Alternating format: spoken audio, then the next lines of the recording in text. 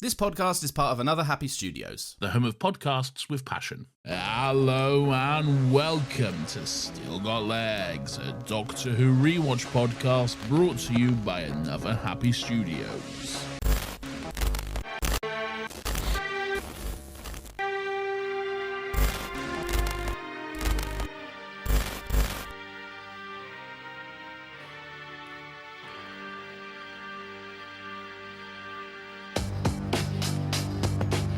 Extremis is a system.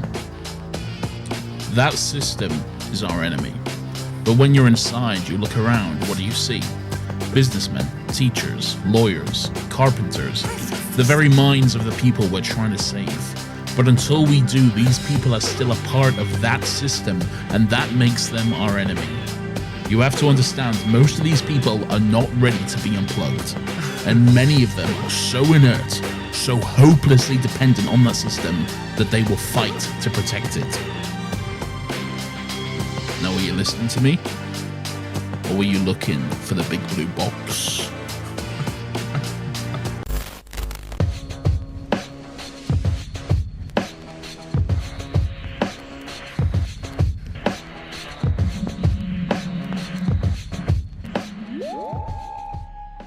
Hello everyone, welcome to Still Got Legs, the only Doctor Who rewatch podcast in the world. There are no others because they all read some Italian book and immediately killed themselves.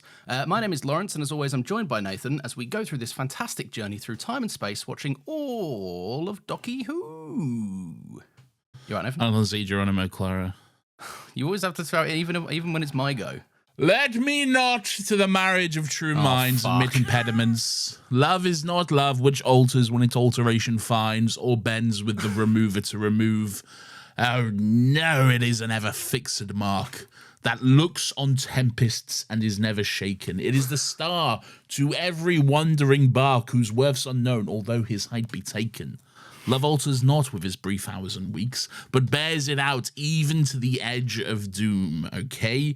Now, if this be error, and upon me proved, I never writ, nor no man ever loved. I fucked that up a little bit, but No, it's all right. I can cut the pause out, and then you never fucked it up. I also missed a line. That's why I fucked it up, because in my head I was like, hold on, I've gone wrong here. So, I enjoy that. I tell you what, I'm trying to embrace Nathan's culture corner. Would you like to share with us what that was from? that was sonnet 116. Okay, Ooh, it's not from anything. It's just a sonnet. It's just a little poem that Shakespeare wrote. Oh, that's very cool. I didn't know he had little other musings outside of his little plays. Did Did he have a notebook some cunt found somewhere or whatever? No, we just wrote them down. Just a collection of parchment papers. What are you doing?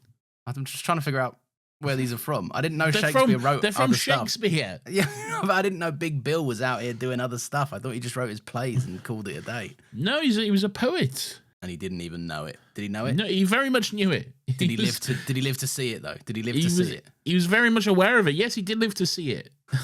But I think he wrote his poems in the dark and wondered if they'd ever see the light of day. Did he ever perform them, do you know? He himself? Yeah. No, he wasn't an actor or performer. Did he get his boys to perform it? What are you doing? You know this. I'm curious. You know this. I'm trying to I'm offering you some the chance to educate our fellow listeners. But you're asking me questions that I know you know the answers to, and it seems disingenuous. Okay. But you have to answer it for the people. I don't like it. I don't like it. Okay. People want to know that they can look that up. Don't you assume to know what they don't. Okay. That's very true. Yeah, I shouldn't. Yeah, you shouldn't assume that they don't know that information. Okay. Well, if you assume, Nathan, you make an arse out of me and umption, to quote this episode of Doctor Who. I'm a Shakespeare myself. Okay. Quoting things. I liked your intro. I like the random shift to American for no reason and then straight back again. Yeah, I tried it several times and each time it just happened naturally. Don't know why. Fair enough. Anyway, that was a reference to the movie The Matrix. I'm not sure if you picked up on that. I did just about pick up on it. I really enjoyed the amount of effort that went into that. I must be honest. That's always a bop as well. Good to hear. Yeah. It's good stuff. What's it called? Like the Matrix song. No, it's not the Matrix song. It is called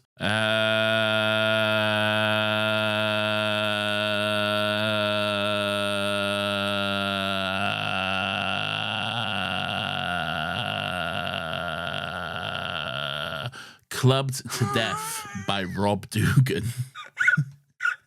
I am very tempted to extend that for like 5 minutes. No. Now you said that, they'll think it was extended. That was the full thing. That was unedited, I promise you. That was not... I always get that one confused with that one from 28 Days Later, the In the House in a Heartbeat one that they also used in Kick-Ass. In the House in a Heartbeat? Yeah, I think that's what it's called. Let's have a look. You'll know it as soon as you hear it. I'll know you in a minute. This won't show up on the recording. Oh, fuck's sake. All right, fine. I'll make it show up. For fuck's sake. I'll just have to Thank do it you. on my phone, okay? You don't even have to check it out if you don't want. I want to. You got me curious. I like Culture Corner, all right? Yeah, I kind of do, actually. Oh, now. yeah, you do now. Although last week, fucking hell. It felt like I was putting you through the worst torture imaginable. I'm still, because I think I had no warning. Fucking hell, how long is this shit going on for? Yeah, but this time I was prepared. Fucking hell, wake me up when this shit's over. Do you remember this one? You know this tune? I do know this tune, yeah. Good banger, yeah. This is the one where Robert Carlyle's running, isn't he? Yeah. Yes, one? 28 weeks later, yeah. Yeah, he abandons his wife or whatever, and then he runs away. He abandons his child. I've abandoned my child. Spoiler alert. I've abandoned my child. And he's like, hello, I'm Robert Carlyle. I played John Lennon that one time. I played John Lennon that one time. I got the full Monty out. I got my Willie out on stage. John Lennon. I'm also Rumpelstiltskin from All our troubles seem so far away. This is a mess, this segment. It is good, though. It is good. I am quite enjoying it. I'm not sure what I can bring to it next week, but we'll see, I suppose. Yeah. I don't know. No faith in my culture. I don't know. No. I'm not thinking. I was largely ignoring you. I was just thinking. Like, it's like, I don't know. It's so cinematic, isn't it? What, this tune? This tune, yeah. Yeah. It's so cinematic. I'm just thinking, what would you set to this? What would you do to it, you know? Many, many short films. Yeah. Do you remember when you just stole Black Mirror in your short film? I do. You just put in, it was Radiohead, wasn't it? It was exit music for a film, yeah. Yeah, you just put in the end of Black Mirror. Literally the Black Mirror episode where the guy from Andor's a nonce or whatever. Yeah, Kenny's a nonce or whatever. Last good episode of that show, maybe. No, because that was the good season. That was the first Netflix season that was quite good. I remember that being quite enjoyable. What else was there in that season? There was Bryce Dallas Hallers and Uber. That was good. Uber ratings. Yes, she's got Uber ratings. That's all her mates. I feel like we have this conversation on this podcast like once every couple of months. Okay. Well, Miley Cyrus was a couple of years later, wasn't she? Miley Cyrus wasn't that. That was bad. Was Letitia Wright's here and she's in a museum? No, I think that was one of the next seasons. That was one of the Okay. later seasons. Yeah. Oh, we gave all our soldiers a drug and now they think they're shooting robot dogs, but it's actually immigrants or whatever. Yeah, I didn't really like that one. No, because it's very poor taste and bad. Yeah, it wasn't that great. Was the robot dog one? That was that one, wasn't it? No. You're mixing two. There's like a robot dog in a house and it's got a knife on it or whatever. Oh, Playtest? No. Wyatt Playtest is the one with Wyatt Russell where he's in a video game, but he's not a video game. That's right. And then at the end, he's like, there's Mum, one where and it's he dies. just a robot dog in a house or whatever, and it's hunting people. I don't know what that one is. Your memory's shocking. I don't know what San Junipero's from this season. San Junipero, the best one. Okay, that is a very good one. Yeah, the best one. Yeah. Well, I'll tell you the one I did like. Hated in the Nation. This is a season of bangs. Hated in the Nation. When everyone tweets, Isn't Hated in the Nation the first one? No, it's the last one of this season. Which one's season Hated 3. in the Nation? Which one's Hated in the Nation is the there's a detective one. It's a detective and she's like trying to work out. Oh, the bees. Faye Marseille. Yeah, yes, Faye Marseille. Oh my god, it is Faye Marseille. It's Faye Marseille and Benedict Wong, isn't it? Yes. Yes, you're 100% right. Yeah. Yes. And there's the robot bees. Yeah, people keep writing #kill Nathan, and then whoever used the twist was whoever used the hashtag. Yeah. They were the ones that got killed. Everyone #kill Nathan. #kill Nathan. #kill Nathan. Let's get that trending. But this is his cunning ploy because that means that all you that do that are going to die, and Nathan will be just fine. Oh wait, no, don't do that then. I want to die. Oh no, you want to be dead? Yeah, I want to die. But yeah, so this maybe was the last good season of Black Mirror. Yeah, maybe. At least consistently good. We should do another Happy Pod episode on Black Mirror. We did have a plan to at one point. We did. I know Talking Pictures did one recently, but I haven't checked it out yet. Oh, I should check that out. Love those boys. I do love those boys. We should have been on that one. What the hell? We should have, so we can talk about the episodes of Black Mirror that we vaguely remember. I would love the idea of Brian and David having an insightful conversation, and we're just like, remember that one with the bees and the nuns? Wasn't there one about a dog or some shit, man? I'm sure there was something about a dog with a knife, man. I know that. What's her name? She does Uber that one time. Bryce Dallas Howard. That's it. Yeah, I forgot that. The joke would have worked if I'd remembered her name, but I forgot Bryce Dallas Howard's name. Yeah, that's quite Since bad. Spider-Man 3 that one time. She's in Star Wars. She plays the director. Wars? She plays the director of several episodes of The Mandalorian. And I was like, at what point? Oh, okay, I see. Yeah. I forgot that she directed it. She directed some good ones with some frog ladies some of the best ones she directed. Yeah. Bryce Dallas Howard kills it every time, man. Anyway, I would love to talk about this episode of Doctor Who. Yes. Yeah, we probably should. Even what episode is it? Lawrence, this is season 10, episode 6. It is written by Stephen the Goat Moffat. Okay. Yes. Directed by Daniel Netheim. I don't know. I'm almost certainly mispronouncing that. It is episode 133 and that might be wrong. I might have miscounted that at some point. All right. But as far as I'm aware, it's episode 133 no one can tell both. No one can tell of both Doctor Who and Still Got Legs. It is, of course, Extremis or Extremis, depending on your pronunciation. Or hey, it's Extremis. Or, it's an Extremis. Extremis. Or hey, Dottore. I was watching this episode, and as soon as I heard some Italian folks, I was like, "This is an all-timer. Still Got Legs in the making." I think. Yeah, there's so many accents aplenty. So many great accents we can do, and so many nations we can offend. Yeah. Let's see how many. Let's do a counter. And let's see get a counter going. Lawrence, put a ding here in post. All right. Great.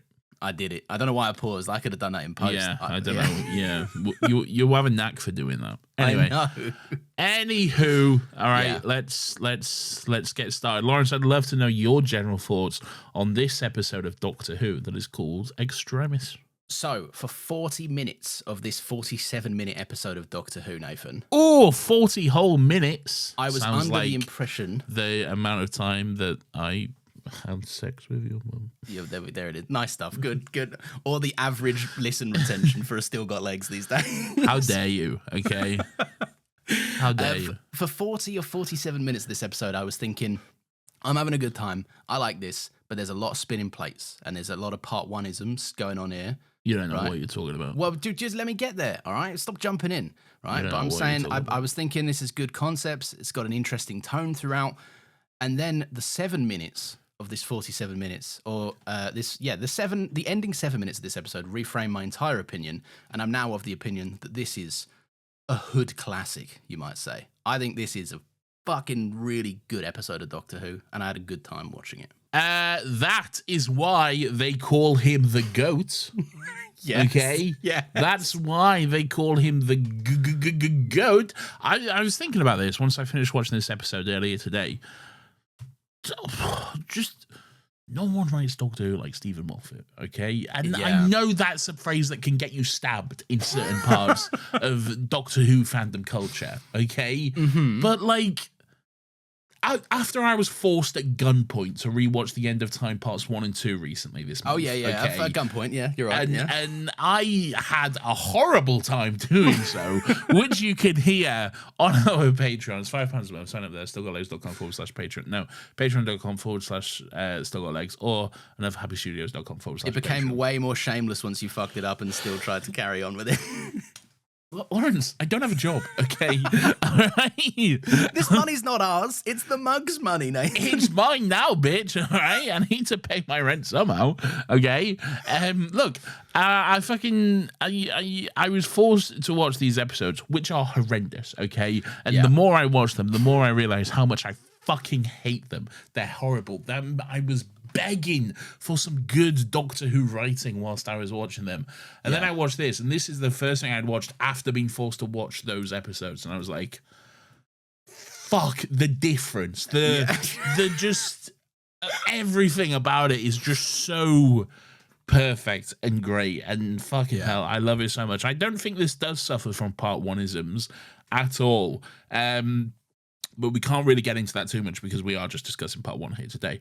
Yeah. I also want to clarify that was my opinion. Like, I don't think that the first 40 minutes do suffer from it now. I think the ending slapped things into place, and now I appreciate the whole episode as it is.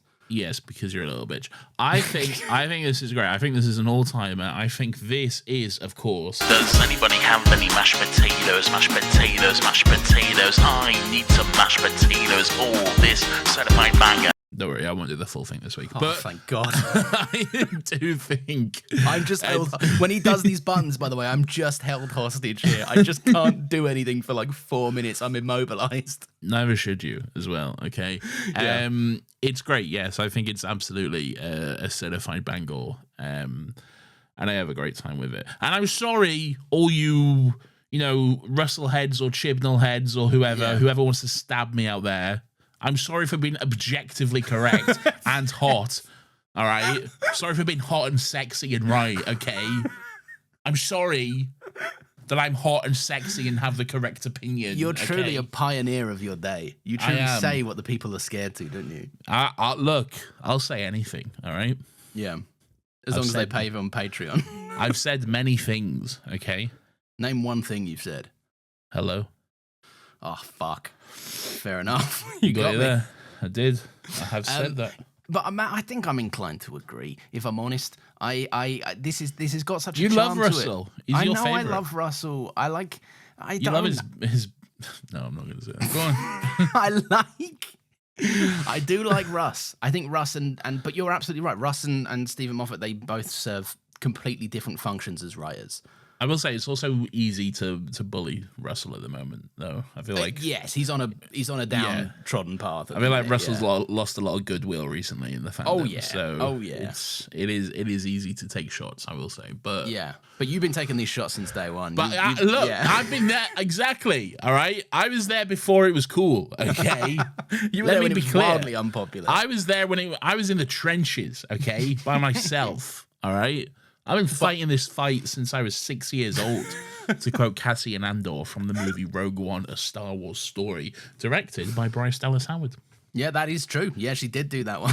She did, yeah. Well, no fact. Look it up. It was famously her. Yeah. Yeah, man. Look, I think I agree. I think Stephen Moffat brings something to Doctor Who that other writers can do, but like magic, as a showrunner, whimsy, yes, good writing. Yeah. I think that's the trouble, isn't it? It's just at the end of this, I go like, oh, this is really well come together. This is really fantastically realized, and like somehow sad but hopeful, and like a whole myriad of emotions that like I don't typically feel when I finish a Russell episode. I typically go, oh, fun. Yeah, I like that. It was good stuff.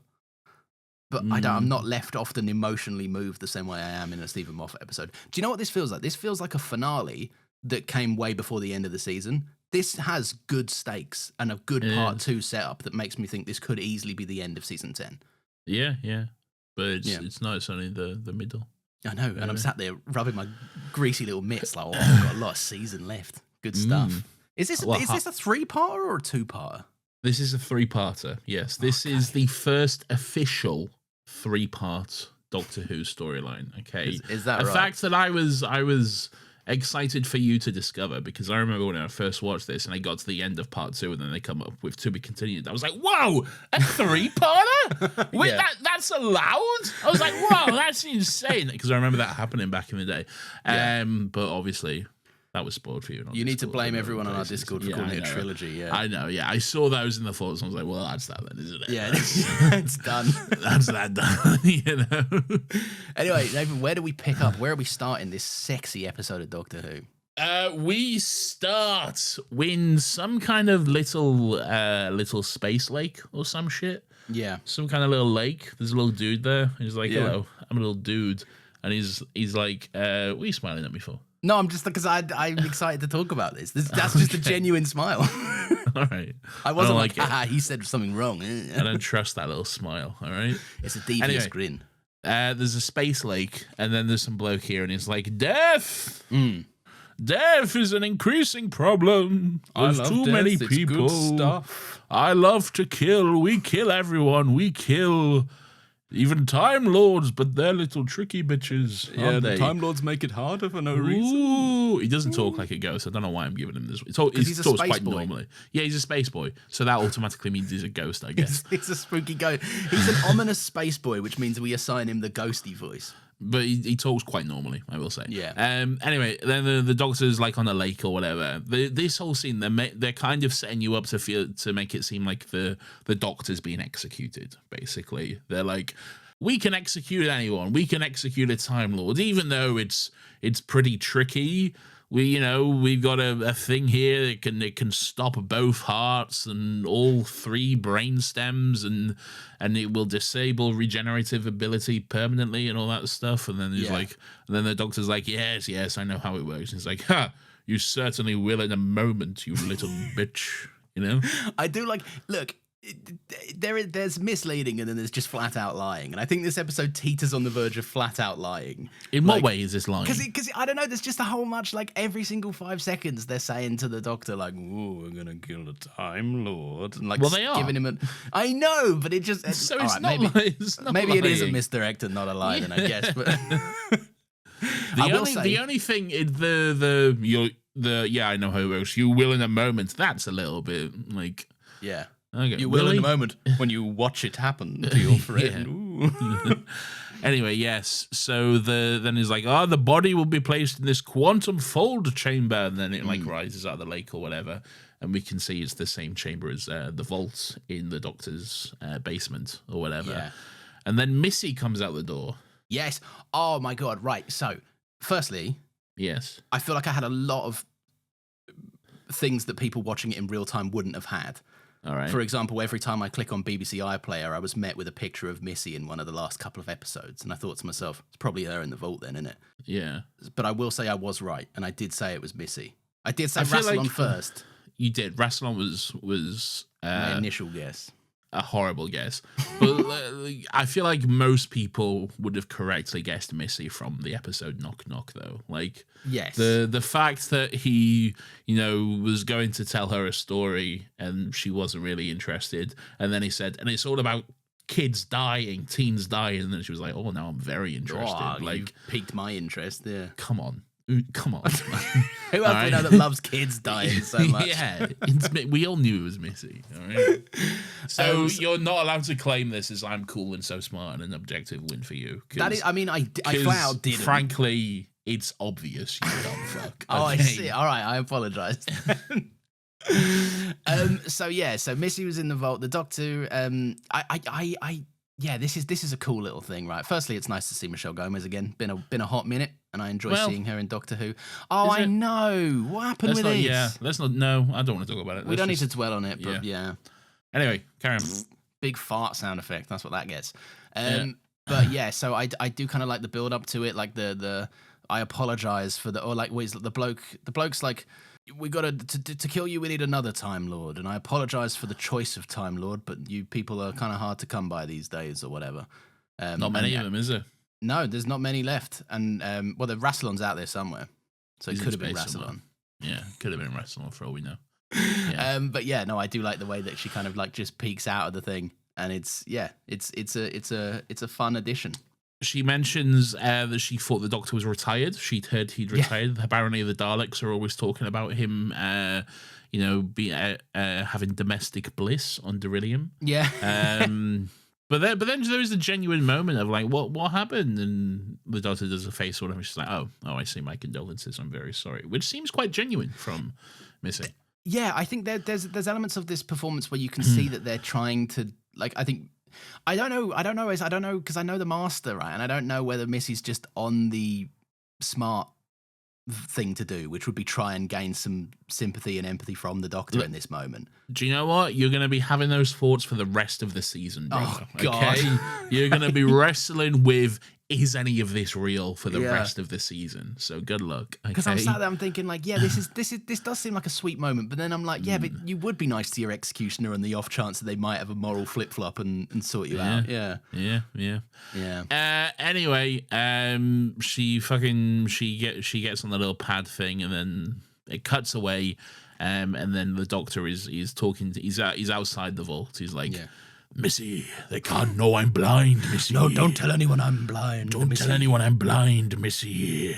And then he gets an email on his glasses because he's wearing his little glasses or whatever. Is that the way he gets an email from his glasses? I will say it's worth noting that at this point, the doctor's like, don't tell anyone I'm blind. And then he says, memories are so much worse in the dark. And my note verbatim says, cool line, I have no fucking idea what's going on right now.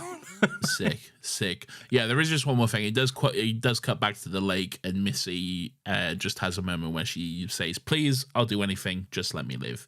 Again, is it genuine? What is happening? We're not sure. No, tricky one is the master. So that master, Nathan. That master, little tricky bitch. Tricky bitch, the master. Yeah, that's when the doctor gets an email. He gets an email, and it's like Extremis. And I think it says download, and there's a little progress bar, and then we fade into the title sequence. Yeah.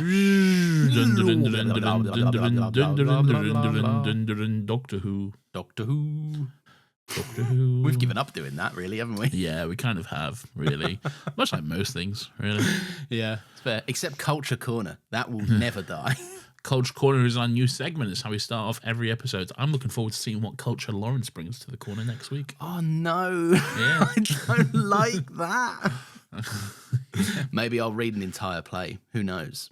And by the way, just so everyone knows, the more you complain about Culture Corner, the more I'm going to do it, okay? Just so like everyone is aware of that, okay? I want to apologise to everyone on the Discord, right? Because a couple of weeks back, I opened up the genie's lamp or whatever it is. I opened up the Pandora's box of like, I'd be open to some feedback. And then since it's happened, Nathan and I have both just had mental breakdowns over it. Yeah, it's true. So I apologise. But if you're still here and you're still listening, then we appreciate you. But yeah, we might just do some silly stuff every now and again, and you're going to have to live with it. That's just how it goes. I mean, this whole podcast is silly stuff, isn't it? Yeah, it has changed. I feel like the progression is slow. We have changed into a different kind of show than the first episode was. Well, yeah, every podcast is a different show from its first episode. Yeah, because things changed, and it's been like 3 or 4 years that we've been doing this now, so it makes sense that you things are slightly develop and grow over time. You get into a niche, you find what works, what doesn't. You know, that's just that's natural. That's growth, baby. That is growth, baby. If you've got growths, you can go and get them checked out by a doctor. That's my advice. Or you can show me your growth. No, moving on. So the doctor's alone in his little lecture room. Right? And the scariest monster of all arrives, Nathan. It's a bunch of Italians. Oh, no! No, not Nathan. Doctor. Speaking of Italy, okay. Yeah. You know how I love a salami, okay? Yeah. Yeah. Okay. That's just such a sidetrack. Go on. I do. I love a salami. Okay. Yeah. I love buying a salami. The trouble with a salami is like I want like a fat fucking log of salami. All right. But you can only seemingly like get like little packets of already sliced salami and shit, you know. And it's you're going to the wrong shops, brother. I'm always encountering fat logs in the wild. Where you encountering these fat logs, mate? All over the cheapo shops, right? I'm in an Aldi. I'm in a Lidl. They'll have fat logs for you, brother. I need to go. But I've not been seeing them, so I thought I can make a salami. It can't be that difficult, surely. Let me look up. Yeah. Let me look up the recipe to make a salami. Okay, so I Google it and I'm like, yeah, okay, I can do this. And then it was like, now leave to mature for 2 to 3 months. I was like, what? That's too long for a salami. Are you insane? 2 to 3 months? You would kind of like, to make consistent salami, you would have to just be in an excess of constant, like, that's my salami space in the fridge or whatever. Like, you'd have to be constantly making a reserve salami. Which does sound nice. I do love a salami. Yeah, but it's easier to go to Lidl, isn't it? And get yourself a log. Yeah. Hashtag fat logs. Where are you not encountering your salams? Where are you shopping at?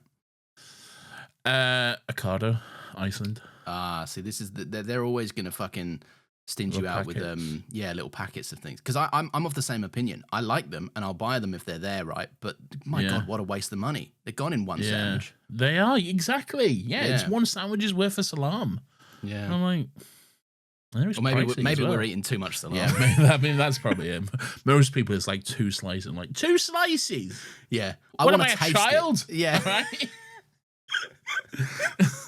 What it's like sometimes, every now and again, when I'm feeling like bad, right? And I look, I'm not afraid to admit this. I have a bad relationship with food, right? I'm just not good at it, right? Because if I will either have to be really paying attention and on it, or I will just spiral. And the next thing I know, I've eaten 7 packets of crisps. Right? It's easy. It's easy. It's very easy. I love to make a sandwich. But like, I can get so carried away making a sandwich because like, if we're gonna do this, let's fucking do this properly. I want a fat fucking hoagie, bro. I want I want a fat fucking hoagie that's proper gonna fill me and I can enjoy it. All right, I'm putting on whole packs of ham on that shit, man. I'm filling that bitch up. All right. If your bread is touching your other bread, that sandwich is fucking wrong. Yeah, you're incredibly wrong. Okay, what are you bothering for, man? My there needs to be 1 square meter between my slices of bread. But yeah, no, it's like every now and again, when I'm having a bad food day, I might catch myself ordering a pack of 8 cheese strings, and by the time I go to bed, there might be 1 left. Oh no! it's cheese strings are my fucking kryptonite. If you put a cheese string in front of me, I have eaten it in 5 seconds. Good protein in a cheese string, though. Yeah, but not that many. You know, that's bad. I feel like the negatives definitely outweigh the positives if you eat 8 of them in a row. I think. Oh, it's loads of protein. Don't look at that fat content, please. But yeah, so anyway, a bunch of Italians descend on the Doctor, who's fucking clueless because he's still blind. He's blind, yeah, but he is wearing his sonic glasses now, and they do have a handy little display for him. It can it gives him, it's a little like heads up display in a video game sort of thing where it's like he's got Batman detective mode or whatever. Yeah, he's got detective vision on. He gets information like male 49, I don't know, whatever and stuff, like little stats as which is handy, but he's fooling no one. Like, because he is still walking around, like, and people, like, there's, to be fair, this episode's littered with jokes of, like, something happens and the Doctor's like, what? Yeah. What happened there? Which I think is good, because it's funny, first of all, but I think I'll talk about this more a bit later, but I think there is some really good blind acting from Capaldi in this episode. One in particular, which we'll get to. But anyway, yes, a bunch of Italians walk in. They're like, "Hey, dottore, hey, dottore, buonasera." Is that even Italian? Who knows? Something like that. Yeah, something like that. Some shit like that. Anyway, they're like, bloody hell, what's going on? You got to collect into some shit? I'm all out of cash or whatever. Yeah, I'm strapped for cash, my boys. Strapped out for cash, and then Nardole comes in like, oh no, shut the fuck up. Doctor, the Pope is here, and he's seemingly forgotten that time that he was Donna's roommate in Turn Left. Lawrence, did you know this, or did you just hear this on the Fishing Trip files? No, I'm actually behind on the Fishing Trip files, and I don't know when this was brought up, but I do know that it is this guy, because I love this guy, and I quote him on the daily when he goes, good. When does he go? Does he do that in Turn Left? Yeah. It's that or something else. I didn't know. I had no idea. Oh, no, sorry. It's good. Fun. That's what he says in Turn Left. He does play the Italian guy in Gavin and Stacey when they go to that restaurant, and they're like, "Hey!" Oh, and Bryn goes for the gnocchi. Is it that one? Bryn goes for the gnocchi. Yeah. Is that the one where Smithy's like, Smithy's not like I'm pregnant. No. Maybe we should stop because Arian may listen to this. Yeah, but they've done that episode, so it's fine. No, but not in my head, so I might spoil it for them in my head. But they've done it. They've done. I did put this in the Discord. I tried to listen to another Fishing Trip. I'd had a particularly tough night with my son, right? And I listened to it, and they were like, sometimes I'd just be sleeping for 11 hours. And I was like, turning this off immediately. I can't listen to this today. I'll get in a bad mood. I said to you yesterday, do you know yesterday I played Red Dead for 12 hours straight? You rung me this morning and you were privy to how quick my morning just doesn't become mine anymore. Like, yeah. Lawrence, it's 30 minutes into this episode. You're right, it is. Here's some ads. Okay. We're back from the ads. Here's something I was thinking about. Just so you know, sometimes I like to think about things, just silly little things. Okay. Yeah. I had a little thought earlier that I was musing with. Okay. Yeah. Now that you're a father, okay. Sure. Do you think your life is inherently more valuable than mine? No, that's insane. So would you? So you wouldn't choose to sacrifice me so you could go on and live with your child? If the choice came to it, and one of us had to die. That's not value, though. That's selfishness. And I'd be selfish in that scenario. And also, you're cutting around every 5 seconds being like, kill myself this week. So I'd be like... That's outrageous. How this brother you'd kill me? You'd kill me? I wouldn't kill you. I'd get you killed. You wouldn't let me go and raise your son? No. If the choice is your between wife? me raising my own... That's... No, we're Right, not the doing choice that. is you can go off with your wife and raise your son. Yeah, so my life. But you have to kill me. Okay? You have to kill me. Yeah. How personal You have is to... it? You got to pull the trigger. You got to look me in the eyes and pull the trigger. Okay? So I can't sniper it from like 50 meters away or whatever. No. I'm on my knees in front of you. Not like that, you naughty boy. Okay? Oh, this is... right. I don't want to kill you now. It's just about to get interesting. No, gun to my head. You got to look me in the eyes. You got to pull the trigger. Okay? Are you begging for it? No. Begging for your life. Yeah. I'm begging for my life, not it. All right. Okay. It's just about to get more interesting. And then, so that's scenario A.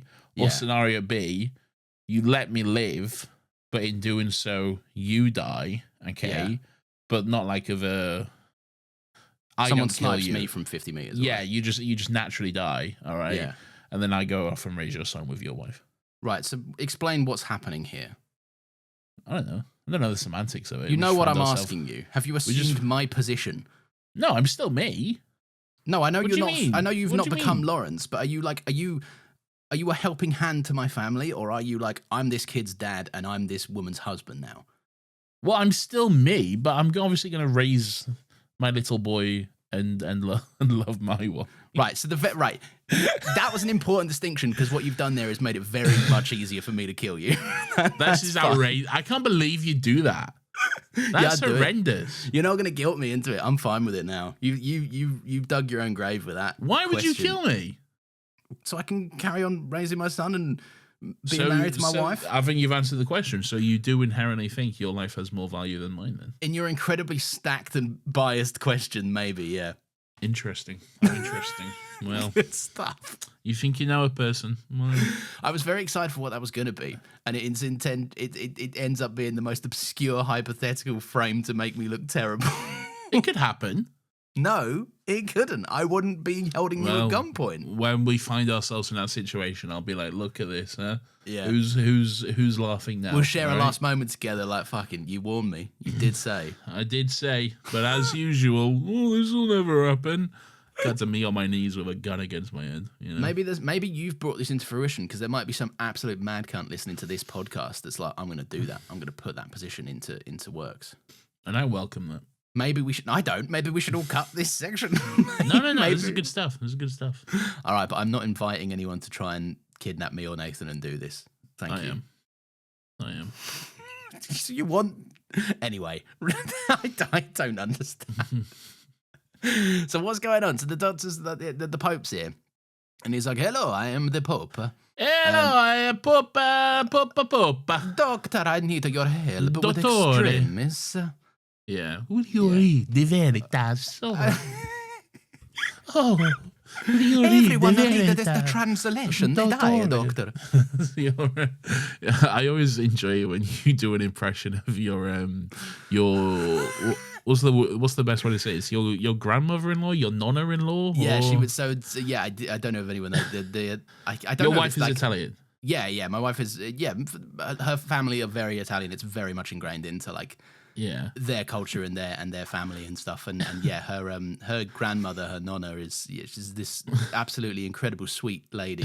But my God, she's it's very. Oh, Lawrence, hello. Oh, Lorenzo, it's so good to see you. it's so good to see. The first day I met her, I went into her house, right? Yeah. And she asked me if normally this is an important distinction. Normally she stacks her fridge with Diet Cokes. Right? Ooh. For whatever reason this time, it was only pure Coca-Cola. Full fat. So I went into this house and she said, Lorenzo, you want a Coke? And I said, I'd love yes. Yes, please. I'd love a fat. All right, moving on. But yeah, no, I'm quite good at doing an impression of her. I busted out at Christmas when we've all had a few ports or whatever. One time she described perfectly the movie plot of The Godfather, but told it like it was a story in her village or whatever growing up. In her little Tuscan village. Yeah. And you know, it was based on a true story. The Godfather's loosely based on like real stuff that did happen. And it was her life. As she was describing it, I was just like, this is the fucking Godfather. I've seen this movie. And then by the end of it, she was like, no, I think they made a movie. And I was like, yeah, The Godfather. I've seen this movie. Martin Scorsese. He's a good friend. Al Pacino. Robert De Niro. No, Robert De Niro. He's not in that. Is it, he's in the second one, isn't he? He's in the second one. Who's the Robert De Niro. Marlon Brando. Marlon Brando. Superman dad. He's a Superman papa. Superman papa. Superman papa. He's a canta. He in the movie about the desirable streetcar.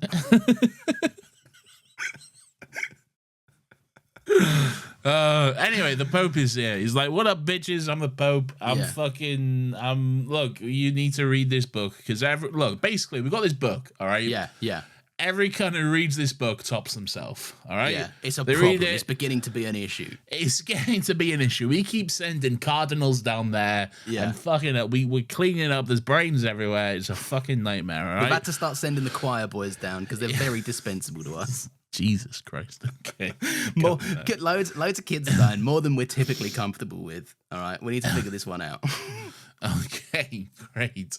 Anyway, everyone who reads this book, the Veritas, they all kill themselves, okay? Yeah. And then the Pope is like, will you read the Veritas, dottore? Please, doctor, please, you must read the book. And also, very Stephen Moffat thing to do, but there was also a sexy lady Pope who the doctor had relations with. Oh my God, it's such a Stephen Moffat thing, isn't it? Stephen Moffat. This Pope is surprisingly a woman. There is a sexy lady Pope, and she fuck you, doctor. We have a painting of this sexy lady, Pope, but she fucked the doctor. She kind of look like Angelina Jolie. It's like we maybe traced from a magazine. You know Hit magazine, dottore. You know Hit. But yeah, there's a sexy lady Pope. But even Dol sees a painting of it a bit later on, and he's like, "Whoa, I'd have fucked that one." You old dog, you. Doctor. Anyway, so we're gonna get way too bogged down in Italian accents, aren't we? Maybe, yeah.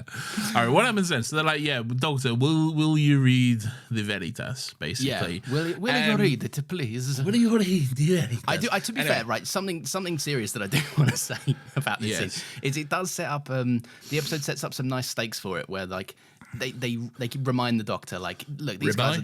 No, what? Ribeye? Yeah. Yeah, which is fun. Here's a fun thing, right? I now dictate my notes into my phone because I just find it quicker than pausing and typing and shit like that, right? Lazy. And every now and again, it's corrected things. Like it does say the episode is setting up some nice stakes, as in meat stakes. At one point later on, I think it says Paul McIntosh or whatever has a great performance here instead of Pearl Mackie or something. Oh, okay, right. Paul McIntosh. But yeah, no, something I do want to say, right, because these guys are like deeply religious, and the episode reminds you a couple of times, like you have to understand the stakes of this and the severity of this. Like all of these guys chose to commit the immortal sin of suicide. They've chosen to damn themselves to hell. So whatever they've learned here must be truly fucking terrible. And I think that's good. They've set it up with a nice amount of stakes for people to take it seriously. Yeah, I think so too. Yeah. And the doctor's like, yeah, assume nothing. Assumption makes an ass out of you and umption, which is a little quote you did earlier. So that's good stuff. I did, and I did it really well with the same gravitas as Peter Capaldi, I think. Yes. Anyway, Bill's on a date, all right? Yes. Well, Bill's finishing the date. She's succeeded on the date. Or is she just starting? Okay. The real date is about to begin, okay? She's brought a lovely lady home. A Penny is her name, I believe. She's brought lovely Penny home. And then her like weird aunt, not mum, comes back and is like, "Have you brought someone home? Excuse, I don't want boys in my house. Excuse me." And I got like, strict rules about bringing fellas back home. well, so do I, you bitch, and I'm gay. Fuck off. All right. I feel like this, like, it's a foster mum. I feel like she should just know. This Bill feels like she's out and very openly gay. Yeah, but she'll have weird opinions, won't she? She'll be weird and shit, won't she? Bill does take another wisecrack at her. She's like, I was supposed to be going on a date with Howard today, and she's like, and Bill's like, "Your cock of the week, is it?" Or whatever she says. Cock of the week. Maybe not that verbatim. All right, something to that effect. She calls her foster mum a whore, basically. She says, "I don't like knowing their names. I'd only get attached." Basically, ruthless. Absolutely ruthless. Quite good. Anyway, what I do enjoy is that Bill has because once Moira's fucked off, Bill has absolutely no riz because she's like, "Oh my god, yeah, finally alone at last." She says with like a suggestive face, then cuts to her just pouring from a teapot. This is the thing that got me, right? Because it's not even just a cup of tea. She's prepared an entire pot. She's prepared a pot of tea. I said, my notes said, is this the behavior of someone bringing someone home from a club or bar? Like, is it customary to have a cup of tea before you like engage it? Look, it's a different world to when I was out rizzing, all right? You've never been out rizzing, first of all. Excuse me, I riz loads of people. You didn't. Chief among them, your mum. You moved into a university flat and fell in love with the first girl you saw and then married her, okay? Right. She's great. She's a dame. She's a true dame, Nathan. Okay, great. Anyway, what was I going to say? I keep thinking about getting a teapot. I feel like I should be a teapot guy, you know? Would you have it, though? I've never seen you drink a cup of tea, really. Rarely do drink a cup of tea. It's very rare. I'm not really. But I like the idea of having a teapot because I can put a few bags of tea in there and then I can like just sit in an afternoon and enjoy a few cups of tea. Yeah, I suppose it would make you more inclined to drink a tea. Oh, nice teapot. If you had a fat teapot. Right, but here's the thing, right? When no one's looking, would you just be drinking it from the pot? The answer's yes, isn't it? I'd probably just fill the pot with like Monster or some shit. I'll never forget this one time I answered the call to, and it was like 9 a.m. We had to record super early one time for whatever reason, right? And it was like 9 a.m. and you started the phone call with me, right? And you had your fat like 2-liter bottle or what it is, right? You unscrewed the lid of it and then just like proceeded to pour like 4 cans of white Monster into it. And I was like, this can't be good. He said as he scoffed 8 cheese strings or whatever. It's fine, all right? It's absolutely fine. It's how champions operate, okay? That's true, yeah. You wouldn't know. Oh, no. Yeah. But yeah, so anyway, Bill's got no riz. Bill's got no riz. She's having a good go, bless her. She's pouring the tea. She's having a chat with Moira. They're having a good time. It seems like they're getting on quite well. But then the TARDIS starts to materialize in Bill's bedroom of all places. Yeah. And she's like, fucking hell, this is the last thing I need right now. And her friend's like, or her date's like, what's that noise? What's all that going on? She's just like, oh, that's just the pipes. Don't worry about that. It happens all the time, you know? Yeah. And then she's like, well, I'll deal with this later, whatever. But then the fucking Pope himself. Oh my god! Yeah, walks out of the bedroom, and her date's like, "That's the fucking Pope. What the fuck?" And Bill's like, yeah, hang on. No idea what. Because what would you say, man?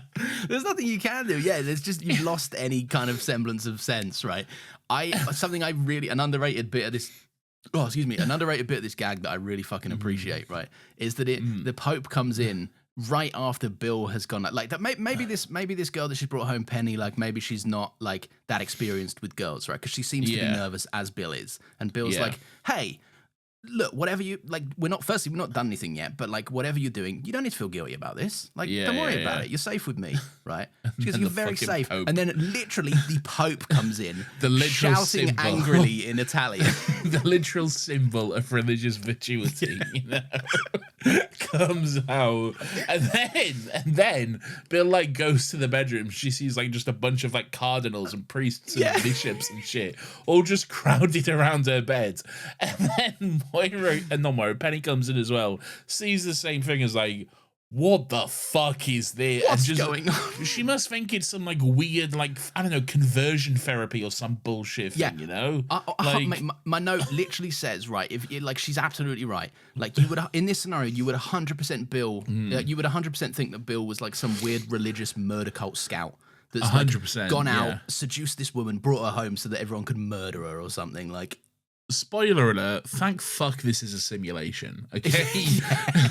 Thank fuck Bill gets another go at this, all right? Because Jesus Christ. One of she needs it. The little shrug from one of the cardinals that's like as confused as Bill is fucking priceless. He's just like, I don't fucking know. I don't know why I'm doing it. I'm just in a little bedroom for some reason. So apparently what the Pope says, the translation is, when he comes out, he's just fucking about in Italian, he says, what's going on? Who are you guys? How did I end up here in this house? I thought we were going back to the Vatican. This is madness. Doctor, why did you bring me here? Okay. So that's what he says. But you'd be forgiven for thinking it was like two girls, abomination. I got all this to say. It's good stuff, yeah. So I do like this. So Bill goes into the TARDIS, and I'm always a fan. I always think it's underrated comedy gold, right? When the TARDIS is just teetering with a bunch of people. Like, like stuff's going on. Like the TARDIS is a little hub. I haven't enjoyed a scene like this since that episode that everyone thinks fuck their mum and killed their dog, The Forest in the Night or whatever it's called. Oh yeah, when they're like just a bunch of school kids mosey onto the TARDIS, and the doctor's like, no. Yeah, that's good stuff. That is good stuff. So yeah, this is quite fun. Bill comes into the TARDIS. She obviously immediately is like, something wrong with the doctor? What the fuck's wrong with the doctor? Why is he not looking at anyone? Why is he acting like he's blind? And Nardol's like, he's not. Don't worry about it. It's all good. He's blind. Don't worry about it. All right. Yeah. You don't need to think about it. Thank you very much. Yeah.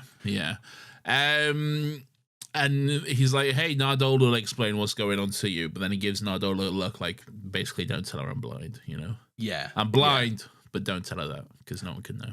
I know I said this again last week. Nardole is starting to grow on me a little bit. I appreciate that he's a boy. I appreciate that he's got his boys back here. Like him and the doctor squabble, but the doctor shoots him one look and he's like, I'm a master weaver of this conversation, mate. Let's steer you away from this topic. And yet you don't have my back because you'll kill me. Yeah, because you're trying to fucking be with my wife and raise my son. I'm not trying to be with your wife. Don't make it weird. All right, you made it weird. I didn't make it weird. So yeah, this is a good little scene, and one of the fellows, it's either the Pope or the main cardinal fella that we've been around. Right, he comes over to the doctor and he's like, "You want a confession?" It is the cardinal dude, and his name is feel like Angelo. Angelo, the perfect name for a cardinal, you know? Yeah. Perfect to me, a Cardinal Angelo. Cardinal Angelo, Pope Benedict said that you were more in need of confession than any man believing. But when the offer was made, you replied it would take too much time. You say it would take too much time to get into the doctor's woes. On behalf of the Catholic Church, the offer stands. You seem like a man with regret on his mind, which is the perfect transition to take us back to Murder Lake. Okay? Yes, Murder Lake. Where, you know, that dude is like, who has requested a priest? There's a priest. There's a priest. And there's a ghostly figure. He's got a hood up. I believe maybe we're supposed to assume he's a headless monk, perhaps? I didn't. I was like, that's Nardo. Straight away. It's not, but like pretending to be a headless monk. Though. He's trying to impersonate one. Yeah. Yes, because they're like, he's a priest and he's got the hood up and everything. And that's what we're seeing. But I don't know. I suppose that would make sense, actually, yeah. Because why else would a priest be like, look at me, I'm in a robe or whatever? Yeah, because priests never wear robes. Oh, but you know what I mean.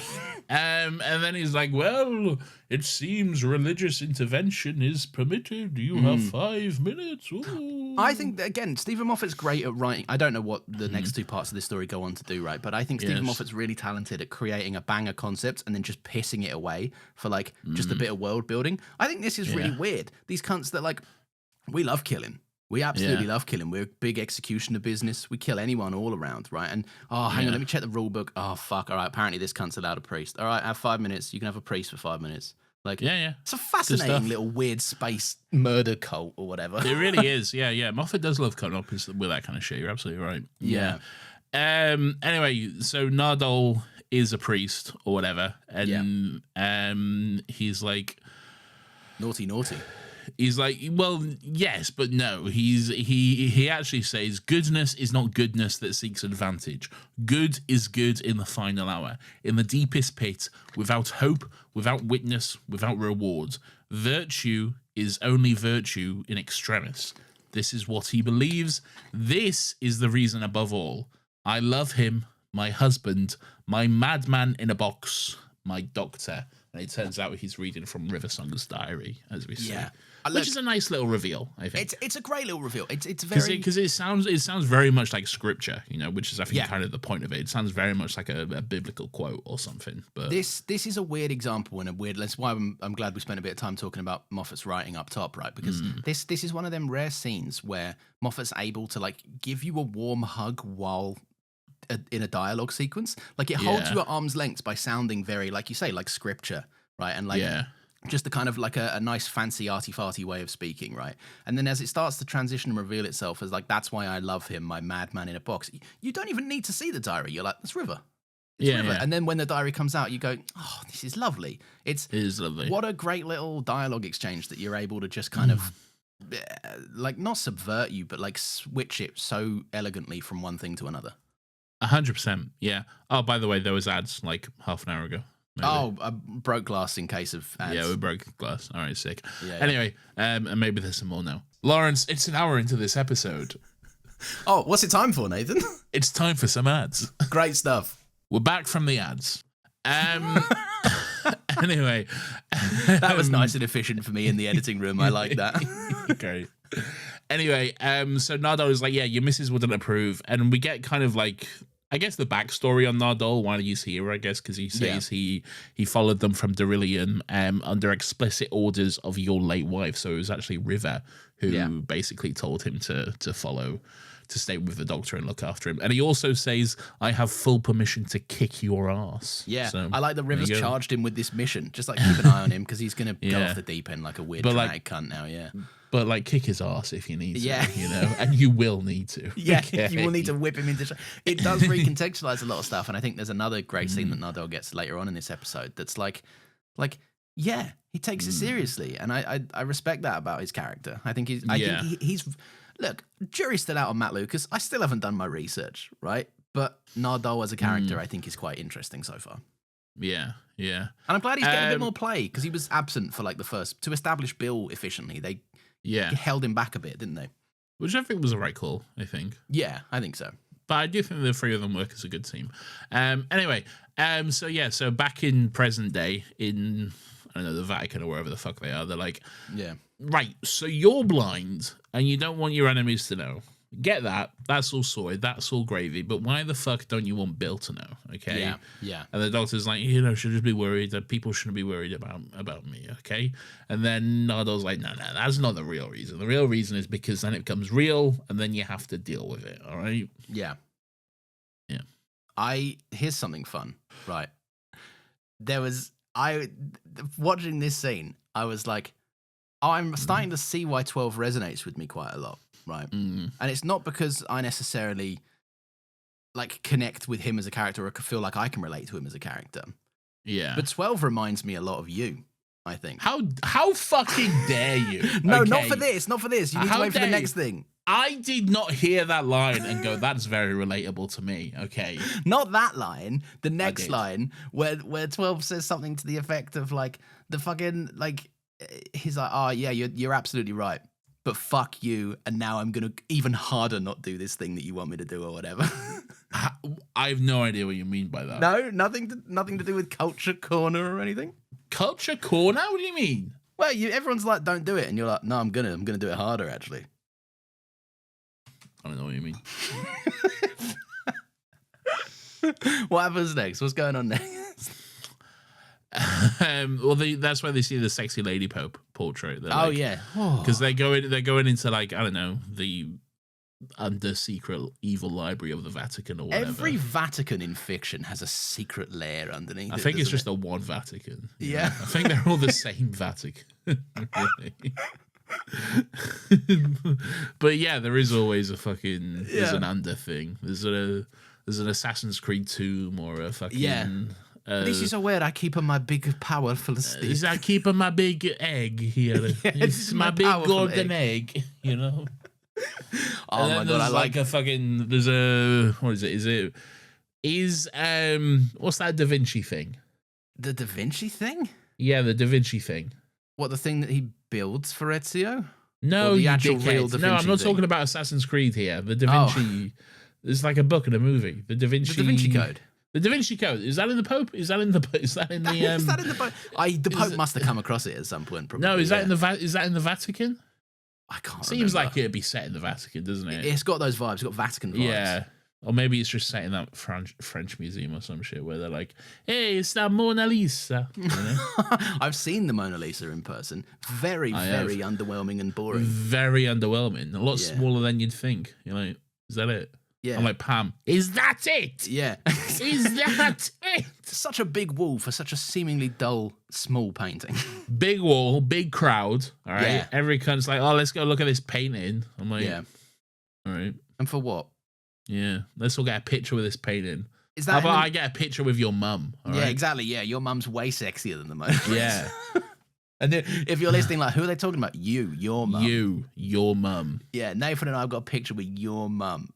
You don't want to see it. It's not appropriate. It's very explicit. But speaking of France, the Eiffel Tower does feature.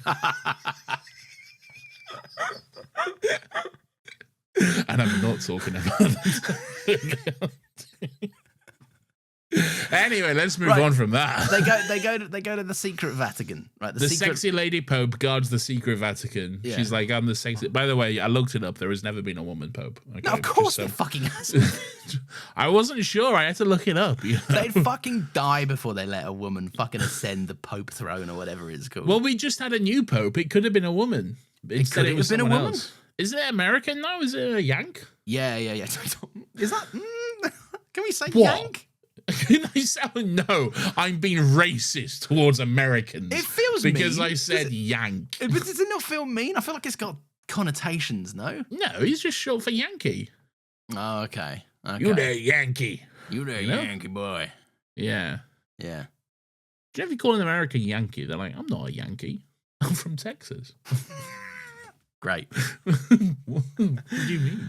I think they think it means like specifically like New York, I think. Oh. Yeah, no, it's just American. Like, no, it's just all of America. Yeah, all-encompassing American term, yeah.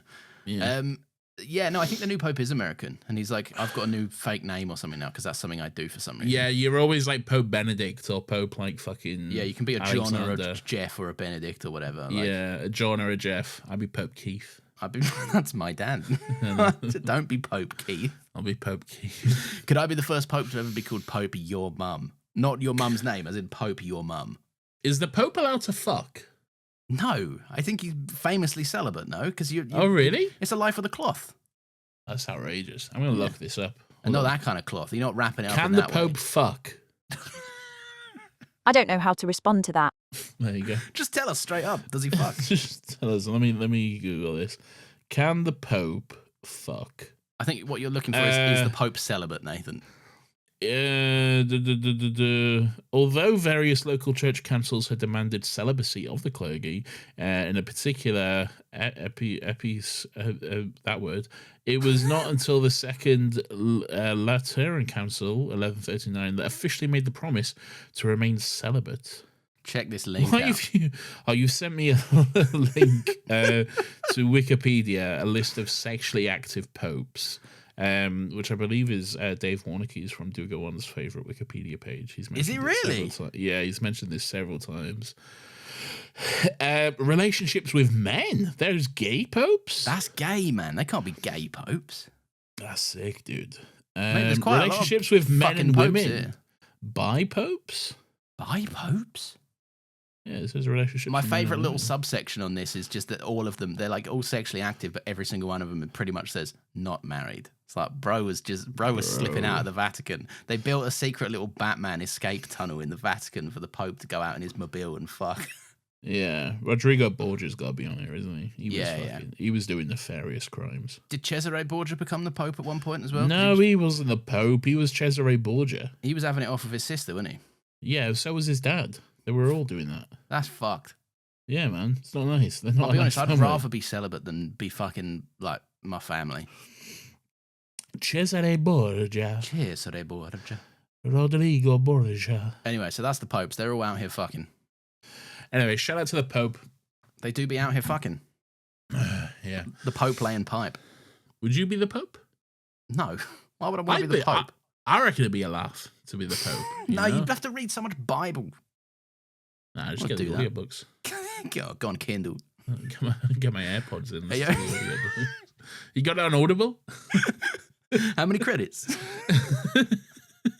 Is it in the free sub? Like, will I have to buy it? Like, I don't want to subscribe to a subscription and then still have to buy it. You know what I mean? I think it'd be sick to be the Pope. Get to ride around in a little car. You do have to ride around in a little car. Yeah, I think the car's a necessity because you might get assassinated or whatever, innit?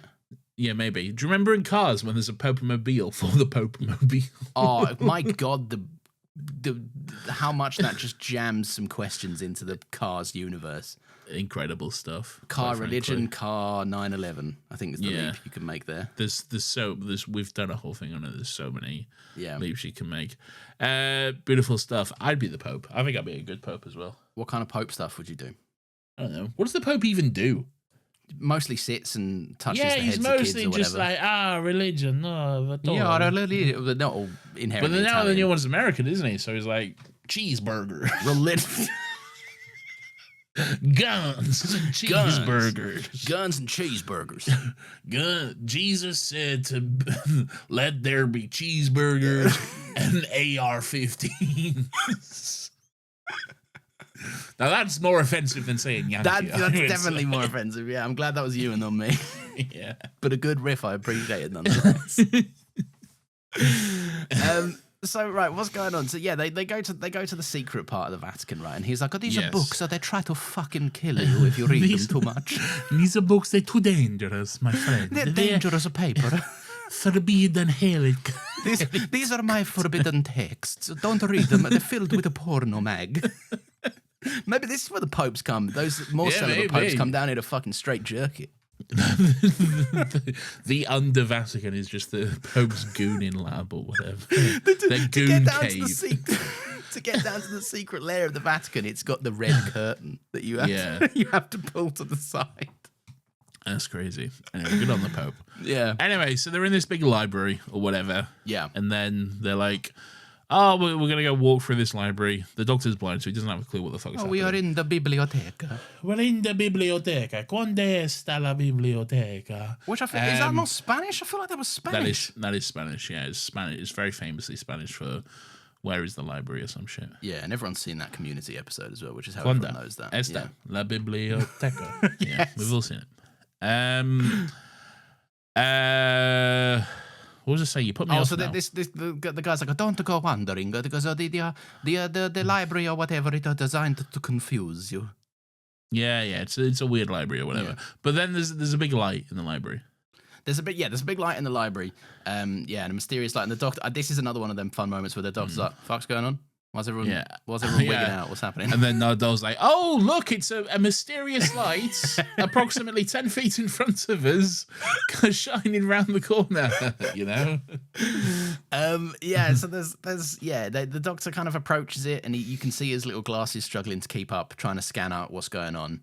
It's not getting any of the stats. It's just giving them a lot of weird symbols. It determines something, sort of life form, but like it can't determine gender or like fucking sex or height, weight, mass, anything. It's all like, what is this? Don't know. Fuck if I know, cunt, you know? Fuck if I know, cunt. Yeah. There is a little jump scare when the priest was he's reading the Veritas or whatever. They approached this. They put the Veritas in a little prison. You got to read it in a little prison. You got to strap yourself in. Yeah, you got to get strapped up and strapped in. Yeah. And then... Oh my God, this really is the Pope's goon cave, isn't it? yeah. Bill's having a look around, and then this priest just, like, fucking rounds his head around the corner. He's like, whoa, hello. Yeah. I'm what a weird priest. fucking thing to do, by the way. Because, like, you didn't need to do that. You're very much alive and normal. Like, yeah, but he's not for long, though. He's going to kill himself soon. that is true, yeah. Maybe he's just having a bit of an ease up. Oh, he's had a sandwich, isn't he? Maybe he's high off them numbers. He's had a sandwich, he's had the Veritas, he's had a read of it. He emailed it to CERN. He's like, I sent the Veritas. I don't even know if he's Italian, this kind, but whatever. But they're all Italian. I sent the email. And then he fucking runs off into space or whatever. He's got a gun on him as well. He has got a gun on him, yeah. It's it is funny, right? I don't know. It's not posed as funny, but I did find it funny the way he's like I emailed it, I sent it to all the scientists, and then no one really says anything, and he goes, well, fuck you, and runs away. I think the idea is I think that's supposed to make us think that that's the email the Doctor got at the beginning of the episode, I think. Oh, I see. I didn't even connect those dots. Just a red herring sort of thing, throwing you off the trail. I see. Okay. Yeah. I think that's the idea it's supposed to implant and imply, but interesting. Okay, all right, fair enough then. Yeah. He fucks off. He fucks off ASAP. He fucks ASAP Rocky. Yeah. And then the Doctor's like, right, I'm gonna strap myself in. Yeah. Pope Cardinal has gone off to look at the light or whatever to inspect I'm going to the wall. investigate the door. I look at the light. No one can break into the goon cave, okay? Look, this guy is just a cardinal, right? Like, he's just a guy that knows about the Pope's goon cave. And I find it very funny that, like, there's several cutbacks to him, and he's just, like, looking at this wall. And he's like, what do you do? If you approach a wall, your options are, that's a problematic wall, or that's just a normal wall. What can you do? Well, the big portal came out of it, so I guess he's trying to find it. I wait here for the portal to come back. The portal will come back. This one's a sexy Pope, though. He's quite sexy, this cardinal. He is a sexy cardinal, yeah. It's true. Yeah. Wasn't there a sexy Pope? Was that a TV show or something? Pope? Yeah, there was a sexy TV show about a sexy Pope. A sexy TV show about a sexy Pope? Wasn't it Jude Law? He's the sexy Pope or whatever. If Jude Law feels like he'd be in something about a Pope, yeah. He's got a vibe to him. Shall I type in Jude Law Pope, see what comes up? Yeah, he was the sexy Pope or whatever. Oh, the young Pope. 2016 drama that went for one season. There you go. And apparently, this is so bizarre. Apparently, at the end of it, the Pope went into a coma in the season finale, and I guess it was never picked up. So, well, do you still be the Pope if you're dead? Because it's like the whole piss take of it is that it's like chosen by God or whatever. Like God guides the cardinal's hands when they cast their obviously vote or not. Shit. If you die, you're no. But he's not dead. He's just in a coma. But you just said you still become the Pope if you're dead. Oh, I meant coma. If he's comatose. Okay, well, you said dead. Okay. Can you still be the Pope if you're comatose? No. But, like, I don't know, maybe God could speak through you. Maybe, like, if God agrees, move your left finger slightly. And he does. You know? I feel like that's something that's very quickly disproven, though. So, like, yeah, that's something that very quickly, like, just disproves your entire system. So, like, they're not going to draw attention to that. They're not going to invite people to just give them a real test of God in real time, are they? You know? No, why would they do that? That seems stupid and antithetical to their thing. Yeah. Yeah. All right. Yeah. So, yeah, Angelo doesn't have to wait long for the portal because he gets a hand jump scares him and presumably eats him or kills him or whatever the fuck. Yeah, he's dead. Rest in peace, sexy Angelo. All right. I am so dead. Oh no. I'm so dead and so sexy. I cannot believe I'm a simulation. Man. Oh no. Anyway, so they hear fucking Luigi, by the way. yeah, they all have. It's some sort of Mario Luigi sort of hybrid or whatever. Yeah. Anyway, so they're all in this little prison, and then they hear a gunshot. Okay, yeah. And then on the Doctor's glasses, he sees like heartbeat, non-detected, deceased or whatever. Yeah. And then he's no like, life "Hey, signs, you two, whatever." Yeah, no life signs. Hey, you two, go check if he's okay. And then Nardor's like, "I think we fucking know he's not. I think he's clearly dead." And he's like, Hey, go check. I'm gonna read this book, but I won't read it. Don't worry. All right. I do like this straight away, like because the doctor's like quite coy about it, because like this is a kind of doctor thing, you know. He's typically filled with hope, and if a gunshot goes off, he might be like, we don't know that. He could have just been shooting something else. We have no idea, right? But he very much does know that in this case. He knows it, and I like that Bill immediately just goes like, enough of the shit. What the fuck are you doing? Yeah. Like, you can't trick me with that. I know you better than this stupid dumb ruse you're trying to do. Yeah. Which is quite fun. But yeah, and is this the bit where the doctor's like, you stay behind Nardole. I don't care if he dies or whatever. But I don't Nardole's like, well, he's got a gun. What are we going to do? And he's like, oh, yeah, well, I thought about that. Bill, you stay behind Nardole. So yeah, which is quite fun. And does this lead into the scene? Oh, yeah, this is Nardole's cool scene. Well, that's a little bit... is it a bit later? I thought this was after this, no? A little bit, but like there's the doctor, like he's reading the Veritas and stuff. Oh, he plugs in his glasses and whatever. He plugs in his stuff. Yeah. Oh, and the whole time he's like, Angelo, I'm doing this, by the way, and you kind of see a figure cutting about behind him or whatever. That's a little later. All right, don't worry about it. I don't know what's going on then. What's happening? Lauren, shut up. All right. You know. Anyway, yeah. So yeah, basically, Bill and Nardole, they're walking about, and Nardole's taking his job seriously. He's walking in front of her. He's not letting her pass him, and he's like, I'm the only person you ever met who's officially licensed to kick the doctor's ass or whatever. Yeah. So stay behind me, all right? And Bill's like, you a bit of a badass, Nardole. Yeah. And then he screams. Yeah. I do kind of like this, because it's the way that Nardole kind of like puts the Nardole persona aside for a minute. Like he takes his little nerd specs off and is like, right, don't take the piss, all right? Here's how it goes. Just shut up and fucking get on board. And Bill's like, oh, damn. Like, it's kind of cool. It does. They are flipping in little certain scenes that are making me warm to Nardole quite a lot, and I think he's quite fun. I know he's doing loads of cartwheels normally, but this is quite fun. He's not doing cartwheels. Shut up about his cartwheels, all right? Anyway, then they find the body of the priest or whatever. Yeah. And then they're like, oh no, that's spooky. This is the priest who killed himself. Yeah. A bang. I shoot myself. I shoot a bang. Oh, a bang. Oh, I am dead. No. I'm dead. No.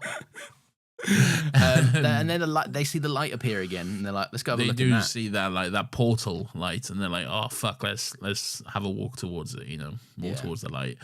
Anyway, the doctor is back in his goon cage, all right? He straps himself in, he puts on the little thing from his temples, and then, yes, he sees, his vision becomes quite blurred, and he's like, hey, sexy Angelo, I've borrowed something from my future self, okay? Yeah. Who knows what? Who knows how I'll have to repay this. Maybe all my future versions will be blind. Maybe all my regenerations will be disabled. Maybe I'll regenerate into David Tennant again at one point. Who knows? You know? Maybe that is all because of this episode. Maybe all this fucked by generation shit is because of this. Maybe that's the punishment that comes from this. Anyway, is there another Missy flashback? TV viewers will have to pay for this or whatever the fuck. Is there another Missy flashback then? Yeah, so there is a Missy flashback. She's pleading with the doctor a little bit. Yes. She's like, I am your friend, right? And the doctor's like, yeah, I know. Wha-bang! And he pulls the lever and zaps her to death or whatever. Oh, I believe he says, without hope, without witness, without reward. Yes. Is that at this point? I thought that, because there's quite a few flashbacks, isn't it? I thought that was later on, but...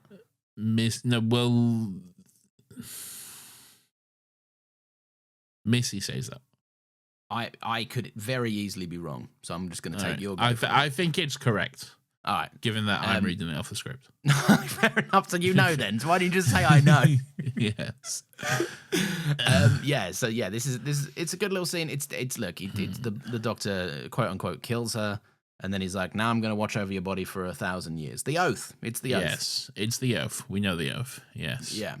Anyway, meanwhile, at the Pentagon. Meanwhile, at the Legion of Doom. This is another fun part where my note says, there's a lot going on here, isn't there? Oh, they're at the Pentagon, aren't they? Yeah. Floor 3 of the Pentagon. Floor 3 of the Pentagon. Yeah, there can't be many floors in the Pentagon. No, I suppose there can't be. Have you seen the Pentagon? It looks quite small. It does look quite small, and I know it's big. I've walked around in the Pentagon before. Did you know this? This cannot be true. Yeah, no. Look, There's a caveat. It was in Black Ops, the video game. Okay, right. There it is. I was gonna say there's no way you have been allowed into the Pentagon. Okay. How nuts! What would I do? I don't even know what I'd do. I'm not interested in any of it. I'd be like, exactly. There's probably some fucked secrets here, but I don't care. Yeah, no. You do you, man. I don't give a fuck. What would you do in the Pentagon? Steal secrets. What kind of secrets? And would you sell them? Yeah. So you wouldn't be a traitor to your motherland. No, I wouldn't sell them. I'd publish them. Oh, you'd go to fucking, you'd get fucked up. You'd get big jail time. No, they'll never catch me. They'd very easily catch you. Would you still be, hang on, here's an important question. Would you still be doing Still Got Legs, a Doctor Who Rewatch podcast every week? Yeah. They would extremely easily catch you. How would they catch me? Imagine if you're going on the record and being like, and here I'm never saying I'm going on the record. I'm just publishing. I'm just uploading them. Would you upload them? Could you read them out on the feed? Imagine if that was a Still Got Legs exclusive. No, I'd upload them to your Facebook. No, that's my Facebook. Yes. The best thing is you could probably do that, and so many people on Facebook either wouldn't see it because it's all bots, or people would just assume it's AI nonsense or random propaganda and just not believe it. I reckon I could upload like US military state secrets to my Facebook, and it would probably take the US government like a good few months to actually realize. Just wade through the absolute utter dreck and shit on there. Yeah, there's not dreck and shit on my Facebook. Not on your Facebook, but if they were going on the feed, if they were looking at their feeds. See, my Facebook's quite quiet because I deleted my Facebook a few years ago. Yeah, because I was weird about privacy, and then I just made one for like my 4 friends that I have or whatever. So like my 4 friends and family members. I've successfully wheedled out any use of the Messenger app that I once ever needed, because that was the only reason I have a Facebook account. Right. Messenger's my family group chat. It's the worst. I don't mind Messenger. I quite like Messenger. I prefer Messenger to WhatsApp. No, you're nuts. WhatsApp is so much cleaner than Messenger. WhatsApp is awful. By the way, they're owned by the same company. So, of course they are. Yeah. But I still prefer WhatsApp's presentation. I think Messenger had a leg up when you used to be able to play games, when you could send group games and stuff. Now you can't. I'm not playing games. I'm not playing games on either of these places. Fun fact, my wife and I fucking adore Game Pigeon. We're always sending each other cup pong requests when we got a spare 5 minutes in the house. I don't know what that is. You never played cup pong? No. Should we play a game live on air? No. Anyway, they're in the Pentagon. Yeah, Bill and Nardole are in the Pentagon. Yeah. They just walk into this office, and then this woman's like, excuse me, who are you? Do you have clearance for floor 3 of the Pentagon? And they're like, fucking hell, no, let's go back in this broom cupboard. Yeah, and they just slowly leave. They just back out. They just leave, yeah. What I'll say about this, so there's a portal central hub that they back out into, right? Ooh, it's a little white room. Yeah, it's a white room. It's got like a bunch of little projectors going on with loads of doors. And this reminded me, you know how every Lego game has the hub, where there's just various doors to various missions and points in Star Wars characters' lives and stuff. Like you can go into the Mos Eisley Cantina and then take a door to Mustafar or whatever. They used to, not so much these days, but do they not do that so much anymore? They don't really do that anymore. No, that's an older thing. No. Oh, I never played the new Lego Star Wars. I heard good things. It was okay. You bought it, didn't you? I did buy it, yeah, and then I just didn't really play it. You have a habit of doing that. I know, I do it. It's a problem. You have a really bad habit of when a game comes out, getting really bad FOMO, buying the game, playing an hour of it, and then just never playing it again. And also paying full price for that game as well. Yeah, I won't, I know that I'll do this, but I won't wait for the sale. I'll just still do it. Like AC Shadows, I think I've played less than 6 hours of that game. You have, yeah. Yeah, that's... I often go on PlayStation and just take a look at the comparisons between our stats, and it's very. I have over 100 hours of AC Shadows. You have 3 or something. What I do find interesting as well is that sometimes I'll see I saw The Last of Us Part 1. Okay, yeah, and I think we have a similar playtime. I think it's around 30 to 50 hours or something of playtime for The Last of Us Part 1. Yeah. But you have 17% completion and I have 100% completion. Okay. What can I say? I got bad aim. You're very much a surface level video game player. I don't. I don't. Get I don't give a fuck about side quests or trophies or any of that shit, man. I think. See, I think that's more on the games, because if the games can find a way to weave them in, I'll care about them, right? But like, if it's like go here, do a thing over and over and over again, like the ones in what were the side quests that I fucking can't stand? I tell you what, so many, and not so much Spider-Man 2, the first Marvel Spider-Man game, right? Yeah. So much of the side quests, and I think they greatly improve on it in Miles Morales and Spider-Man 2, right? But so many of the side quests in the first Marvel Spider-Man game is like, take a picture of this building. I'm like, why? It's fucking boring. I don't care. Like, I'm just swinging. It interrupts my swinging, which is the cool thing that I like doing. I don't get you. You do it. But you're just the opposite. We're two sides of a all. coin. You are obsessive with it, whereas I'm like, I don't care. Yeah. I'm a completionist. There's something in me, like it itches me. It gets at me if it's not done. I need to make sure every aspect is. I need to feel like I'm getting my money's worth. Yeah, games are expensive, man. I Games know. are expensive. Okay, I want to get my fucking money's worth from a game. Right? I just recently crossed over 700 hours in Red Dead Redemption 2. Oh my god! Okay? Yeah, but that's a game you could spend a lifetime in that game. That game's so beautiful. And I do. Man. Yeah, and I do. I think.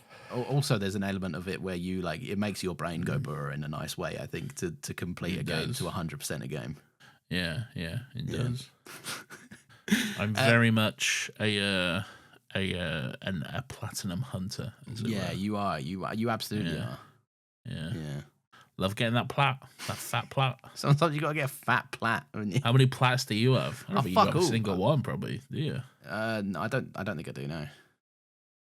Elf, could it be me? Could it be me? Maybe Modern Warfare 2. I think I've completed that on whatever. Surely not, because there would be online trophies, wouldn't there? Oh yeah. There's no way there's no fucking way then. Yeah. There's no way you'd have those. Yeah. Yeah, I like the campaign. I like playing the campaign 15 times, not going on to Warzone once. Great. But side point. This is the only place I got to moan about this. Right? Fucking Call of Duty's UI. Absolute fucking piss water dog shit. I hate it. I can't stand it. They make you know the game, when you download a game, like let's say Star Wars Outlaws, you download Star Wars Outlaws and it goes, thanks, here is a little card on your screen for Star Wars Outlaws. Yeah. Now, if you buy a Call of Duty game, they go, thanks, you have bought a Call of Duty. And you click on it and it's like, which one do you want to play? Because you haven't got any of these ones installed because you haven't bought them. Do you want to play this one? And you go, yeah, sure. And he goes, you want to play the Warzone connected to this one? Nope. Haven't paid for that one. I don't know what that one is. You sure? Yeah. Fuck you. Just let me play the game I paid for and make it simple. Anyway, that's my rant. I don't know. Personally, I don't pay for military propaganda, Lawrence. Oh, suck shit. It's a good game. I don't pay for your US military propaganda. Fucking hell. Hey, kill this brown person. That's the game you like. No, it's not the game I like. It might be the game I play. It's the game you love. Sometimes. You love it when you got to kill those brown people. No, I don't. That's not the bits I like. You do. All right. Yeah. This is skirting around. Look, Call of Duty, like, it's not that bad. It's not as bad as you make it sound. And you love Brooklyn Nine-Nine. No. Well, hang on. Yeah, do a bit. Anyway, Lawrence, so I'm not one of these. I'm not running scared like you, Nathan. I know you're a Brooklyn Nine-Nine enjoyer as I am, right? I'm not. My mind doesn't change like the weather. You can't buy my opinion like you can. I don't fall for that propaganda, okay? Except for all the times you did and you liked the show. I like the show, yeah, but I recognize that it's propaganda. Oh, yeah, the last season is very much like, don't worry about it, guys. The whole show is propaganda, all right? It's not just the last season. Yeah, but the last season is very overt. The entire show. Anyway, so they're in a white room. Yeah. You were saying this is like a hub or something. It's like a Lego hub, yeah. It's just doors to various places throughout the world or whatever. Great. Yeah, it's good stuff. Anyway, they go through another portal and then they're in CERN. And then they're like, whoa. Yeah. We're in Sweden? What's all this? And it's just a bunch of Swedish guys like, yeah, we like to die now, please. Well, no, there's this one guy and he's like, he's drinking a bottle of wine and he's like, hey, we're all through here. We're going to be together when we go or something like that. And then Bill and Nod are like, all right, sick. Let's follow this guy. Are you kidding me? Yeah. Did you hear what he just said? Yeah, please don't follow him. Cunt's drinking a bottle of wine and saying we're all going to go together. Do not follow that man. Okay. What are you doing? Yeah, look, this is kind of where the episode for me starts clicking really into place, right? Because it all starts to get a bit fucked and a bit chaotic, and you start to feel the sense that the world is just crumbling around them. Right? Yeah. And it's great stuff. But yeah, so we cut back to the Doctor. He can sort of see again. He's like, I can sort of see. He's getting his vision back slowly. He's getting like 5 minutes of vision or whatever. Yeah. And he's talking to what he believes is Cardinal Angelo, getting him to strap him into the goon chair and stuff so he can read the Veritas. But then he notices he's got a weird, spooky, creepy hand, and it's not actually Angelo. It's a weird, scary monk man. Yeah. So this is the first time we've seen the weird, scary monk man, isn't it? We haven't seen him creeping about in the background at all. Yeah, this is the first time we see him. Yeah. Properly. Quite like that. I will speak about it a little bit later when you get a bit more of a clearer sight. But I kind of like the design. I like that his voice never quite matches up with his mouth. It's like very much like a Power Rangers the voice dub. Yeah, the mouth doesn't. I don't think the mouth moves at all. The voice is separate to the mouth. The voice. Is no, like but it's still his chin still goes up and down. It's still a very much like a.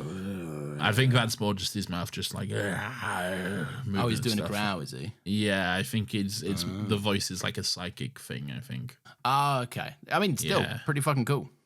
Yeah. Anywho, so yeah, there's creepy monks. There's a few more of them as well. Yeah. They're like, we're spooky monks or whatever. I think they look good. I think it's a good design for them.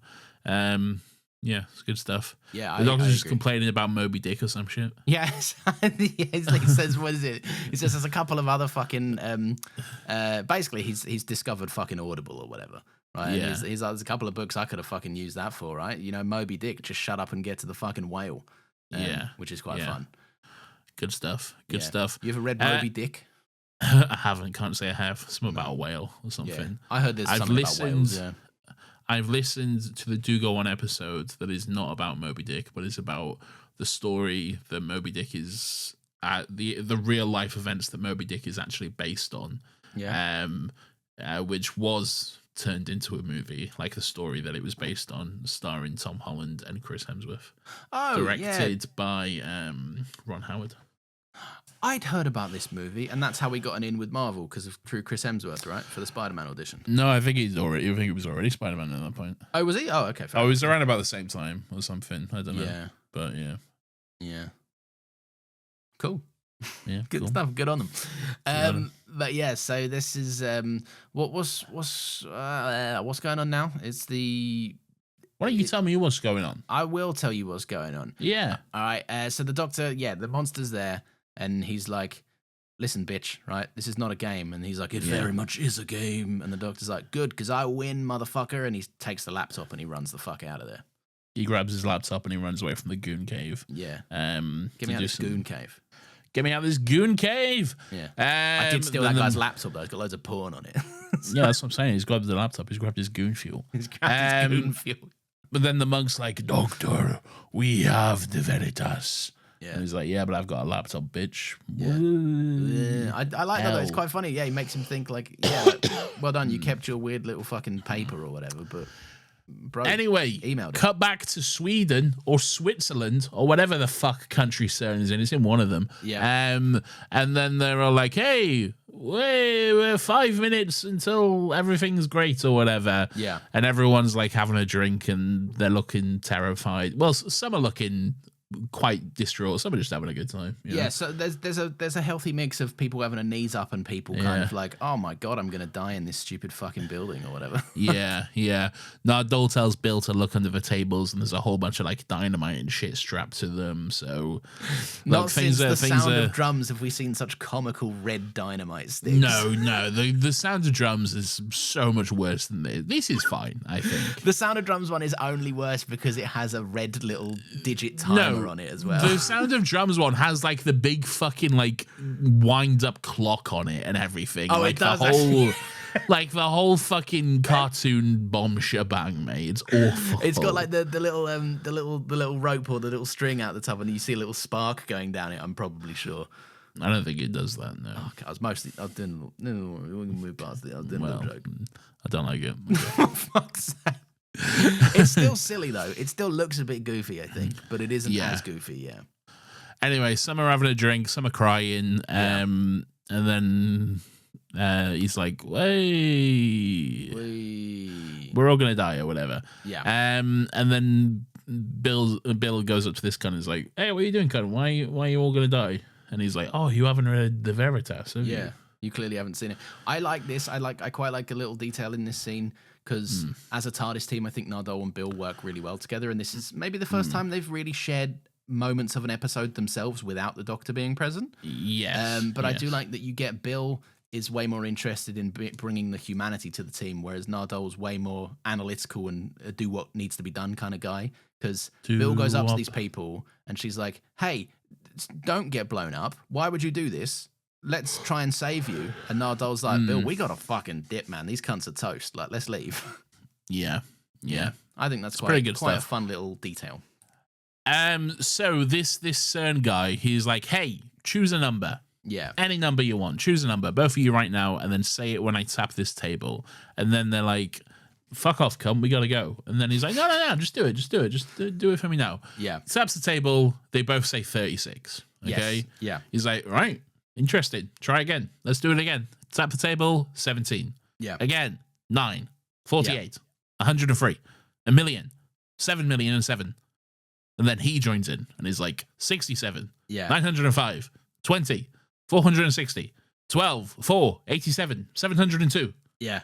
I like this guy. The joining in starts to feel very like manic and drunk and unfeeling and cold, and it starts setting in some fucking creepy fucking vibes, I think. And then, everyone joins in, the whole room of people, and it feels very unsettling. Like, I don't know, there's clearly something weird going on, something we're not quite privy to yet, something we're not sure what it is, but he says this is the shadow test, and then he says he's really very sorry.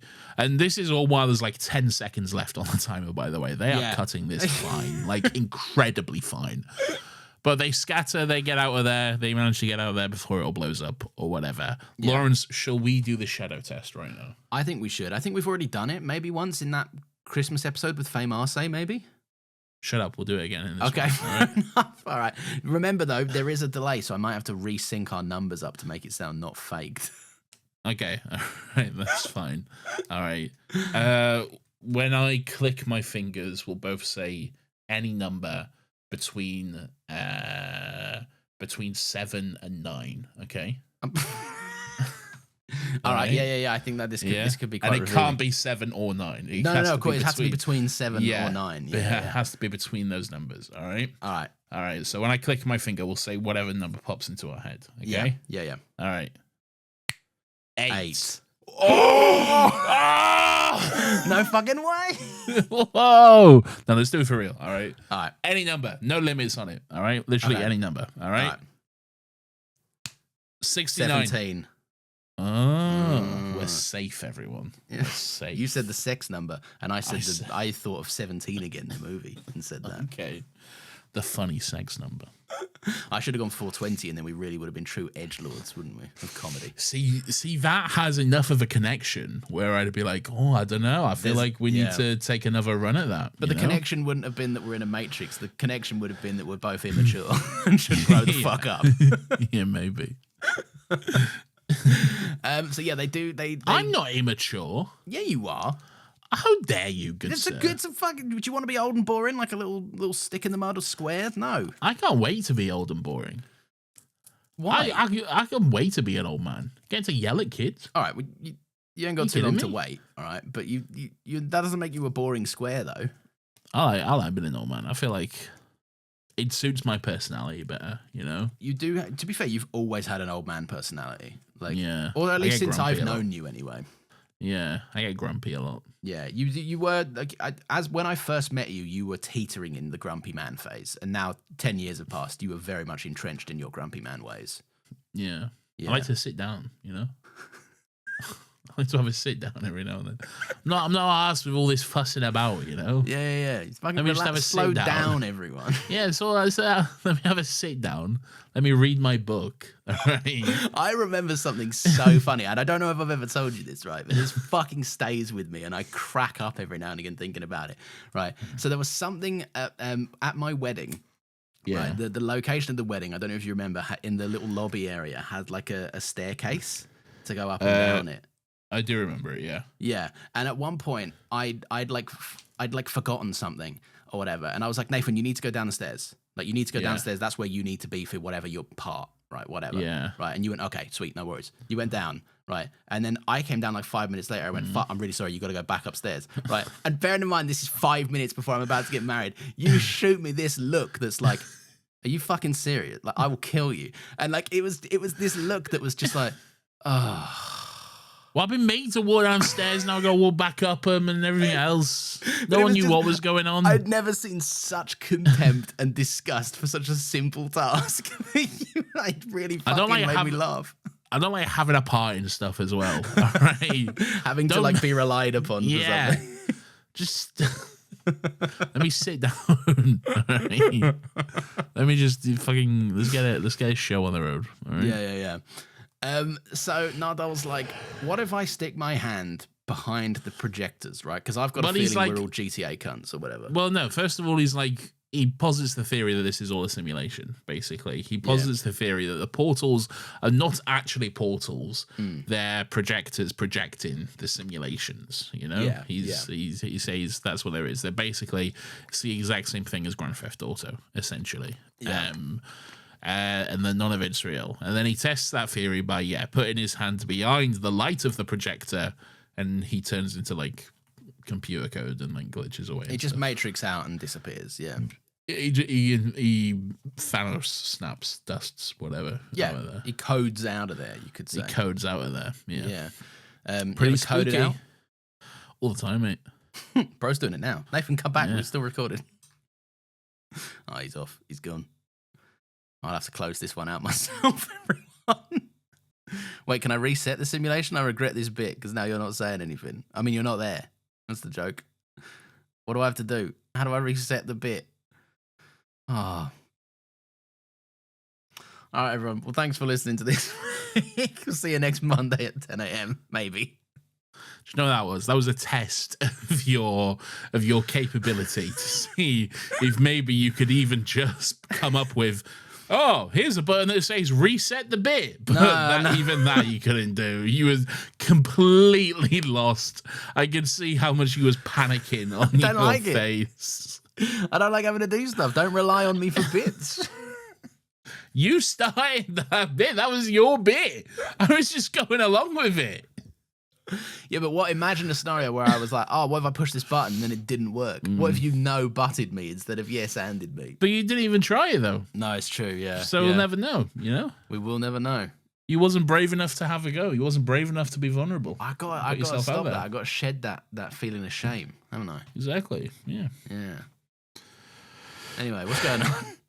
Anyway, Nardal's not real, and maybe neither is Bill, but she doesn't want to know. She doesn't test that theory. She goes to test the theory, but doesn't instead. Yeah. She doesn't chicken out. She's like, I'm not sure. Yeah.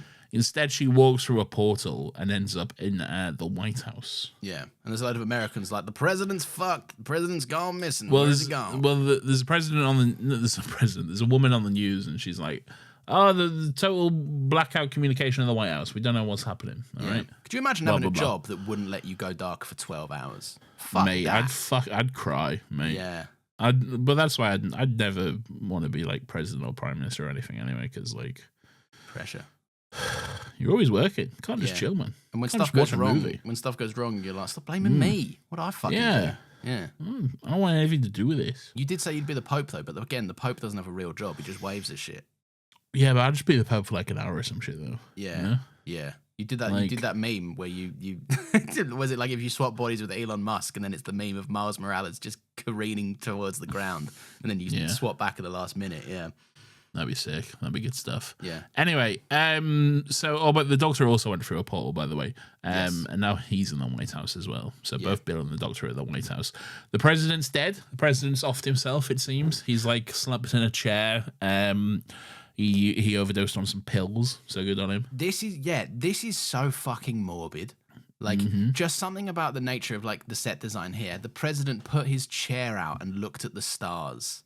And I guess just waited to die. Like, look, don't get me wrong. That guy's a war criminal because he's a president, right? That's just the way it goes. But there's something so hauntingly sad about someone learning something so horrific that they just go, get my chair out, kill myself. Awful. I think there was some Trump parallels because this was obviously after Trump first got elected initially. Oh god. Yeah, and I And think they're manifesting a nice Trump suicide for everyone. fingers crossed. And I think Bill said something like, "Oh, I didn't like him anyway," or something like that. I didn't like him. I think there was some little parallel thing or whatever. But They should have put an egregious, big, horrible blonde wig on him. they should have. Yeah. Yeah. So the president's dead. The Doctor's just sat at the desk in the Oval Office. The second time we've seen the Oval Office in Doctor Who, Yes. of course. The first time being the Silence and Angels, and not Angels. They're here, or they keep Astronaut. Making the astronaut. Yeah, they keep making me put a mark on my skin or whatever the fuck that episode's called. Yeah, Richard Nixon. Yeah. And President Nixon. President Nixon. But yeah, no. I am not the crook. This is Aura. You know, 12 he's at the always I know he's always saying I'm not a crook. President 12. President 12, straight vibes, Aura vibes in the bloody Yeah. in the Oval Office. Yeah. He's just finished listening to the Veritas. He's got it on Audible. Yeah. Yes, he's got his Audible subscription going. Yeah, he's just finished listening to the Veritas. Can you imagine a worse shape for an office to be in than an oval? Every single one of your fucking cupboards or bits of furniture that's flush to the wall has to be a stupid fucking shape. Triangle seems like it would be shit. Oh, yeah, but then I feel like there's enough straight walls there that you could put enough decent cupboards in. An oval, there is not a single flat surface. Yeah, but like, I mean, like, if you're the president, you can get a carpenter to just do you some custom furniture. Yeah, you know? probably could, but I feel like it's not as much of an issue as it is for me and you, mate. No, I we know, don't but- have to worry about whether or not our IKEA flat pack fucking wardrobe is gonna fit flush against this wall. I mean, IKEA, you know the little desks they've got in IKEA where they've got a little stand-up computer every now and like a little in the sections. I'm going over there like, no, you don't get it, mate. It's not a circle. It's not circular. Like, it's an oval, and I'm on like this corner of the oval, right? It's a special level of fuck this bed has got to be or whatever. I think you're fine. I think it's fine. Yeah, I might be. Yeah, to be fair, yeah, like you say, if I am the president, I'm sure I know a carpenter or whatever. And it's also not your issue if you're the president. No, yeah. You just Someone say, get me some cupboards. Yeah, you just say, I want a cupboard against that wall, and then it just happens. But I feel like the nature of it Someone in else general, deals with all the fucking logistics of that shit. You don't have to worry about that. But I get, and I see that and I appreciate that, right? But I'm also thinking that the nature of just working in an Oval Office would piss me the fuck off. Like, what do you mean I open a cupboard and one corner of the cupboard has got no space in it? Why? Give What me do a you mean? Like, unless these cupboards are coming fucking right into the middle of the room, they've got no fucking Why are space. you worried about a cupboard, though? Because I'm the president. I've got documents and shit. I don't think you're keeping your documents in the cupboard. First of all, literally all documents are computerized now. They're all digitalized. No, right? you don't understand, So Nathan. you're I'm not getting keeping my- any hard copies of documents in a cupboard or whatever. I might be. right? I might keep my own No, you're not. paraphernalia. You wouldn't be allowed, Lawrence. Right? There's literally an impeachable offense, probably. Well, I'm the president. I'll impeach them. I'll be like, listen, new rules. All right, great. So Lawrence is going to be the president for a day, everyone. That'd be fun. I'd go down in history for the wrong reasons, but still go down in history nonetheless. If I was the president, I'd just kill myself. Yeah, I'd make it legal for. Well, I don't know. Do you know what I'd do? If I was the, I'm sure this is something you can't do, right? But if I was the president, I would. My first official act in the Oval Office would be to remove all the security and funding for the previous presidents to just live their life in absolute fucking opulence or whatever. Like, yeah, I'd be like, look, Barack Obama, you're rich enough, mate. You've made 50 books or whatever. You don't need this fucking money. Yeah. You don't need these cunts walking around you. Trump would be out at that point, so I'd be like, take his security. That'd be amusing. Yeah. That'd be a fun afternoon. Yeah. Yeah, that'd be good stuff, because most of them are fucking either sex criminals or war criminals, or both. So, Both. Yeah. yeah. Quite often both. Yeah. Really. Bush and All his right, dad. sick. I'm pretty sure his dad's in the ground. But, His dad is dead, yeah. Bush Yeah. Bush Senior's dead. yeah. Yeah. Bush in a bush. I love that video. You see that video where someone throws a shoe at Bush? It's so Oh, funny, yes, man. I have seen. I do. Bush had some great videos, man. It's like, not a great president, but fucking hell. I Yeah. love though. Someone asks, he's like at a golf course or somewhere, and someone asks him like, hey, what do you? I don't know, something about the war in Iraq, probably because it was that time or whatever. And he just gave this straight answer, just like said, like, we'll do everything we can to catch Saddam Hussein. Yeah. Now watch this drive. Yeah, just fucking. Now watch this drive. Oh, very good. Imagine your job having that level of a fucking societal impact, and you're still shirking it at the golf course, like crazy. Just like this kind. But so right, what's going on now then? What's going on is a second plane has hit the. Anyway, oh, this is the scene where Paul Mackey's like, or Bill's like, "What's the fuck's going on? You need to tell me what's real or not." So the doctor says he takes a moment and he like. I like that he like moves his chair closer to it, gets a little bit closer to it to kind of like be a bit more comforting, and he says like. The Veritas tells of an evil demon who wants to conquer the world. All right, so what does he do? He needs to learn about the world first of all. So he creates a shadow world, a world where he can practice conquering. Full of shadow people who all think they're real. Okay. Yeah. Then he talks about the shadow test and how if you're in doubt whether you're real or not, you write down as many numbers as you like of any size in any order, and then turn the page, and then. All the numbers are in the same order or whatever. Okay. Yeah. And then he talks about, well, let's bring this story up to date. Say there's a big alien race who wants to conquer the world. They create a simulation of that world, a perfect simulation with everything the same, all of Earth's history, it's every person and all that kind of stuff. It's all just a big video game, basically. Yeah. And then he talks about how computers. The simulation is great. Computers are very good at that stuff, but what they're not so good at is randomization. Okay, they can't quite nail true randomness. Okay, so if you ask a computer to simulate a series of random numbers, it will never be truly random. Okay, and this is actually true. Computers are notoriously bad at randomization, which is why. If ever you're on like Spotify is awful for this, but if you're on like Spotify or any streaming service and you put it on shuffle, you'll be like, why is it played the same artist 3 times now? It's because it's not truly random. Spotify is shit at shuffling. Yeah, okay? Whatever they've got, whatever their little algorithm is, it's absolute arse. Like it just does not work. Yeah. I was doing a big U1. Nice. So he's talking about how like. They would all generate the same number. Okay, they'd all generate the exact same number and that was the shadow test that we saw earlier. Because computers, they're not good with randomization, which makes sense. It makes enough sense. Yeah. Yeah. I like the idea that it's like the one thing that like the humans like have clocked onto, and it's like it's such a random and haunting and terrifying little detail about the world that is otherwise seemingly fucking flawless and perfect. Like an exact replica of Earth, but this just one little off-putting detail. Bill said that she said the numbers, and then the doctor says he did too as well. He did the test. He said the same numbers.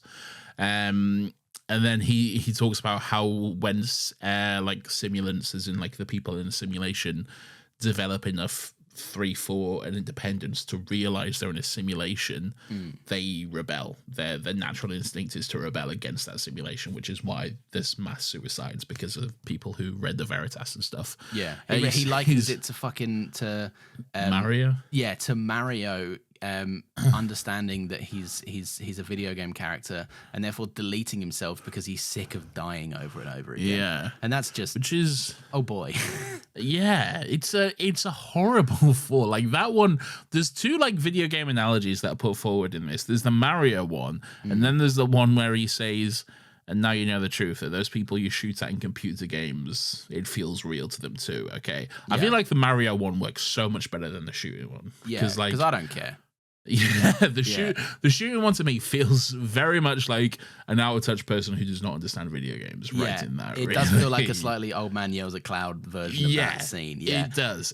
But the Mario one works really well, I think. Yeah, because also like I feel like in Stephen Moffat's mind for that one, like the people you're shooting at in video games, like aside from that one mission that's very famous in Modern Warfare 2, you typically don't get. It's not like terrorism simulator. Like, well, those people are shooting you back. Well, not all the time. Like GTA, you can do some fucked stuff. That is actually very true. Yeah. Yeah, you can just go to a place and just mow cunts down. Just mow cunts down. Right? Everyone's driven on the beach and they've gone, whoa.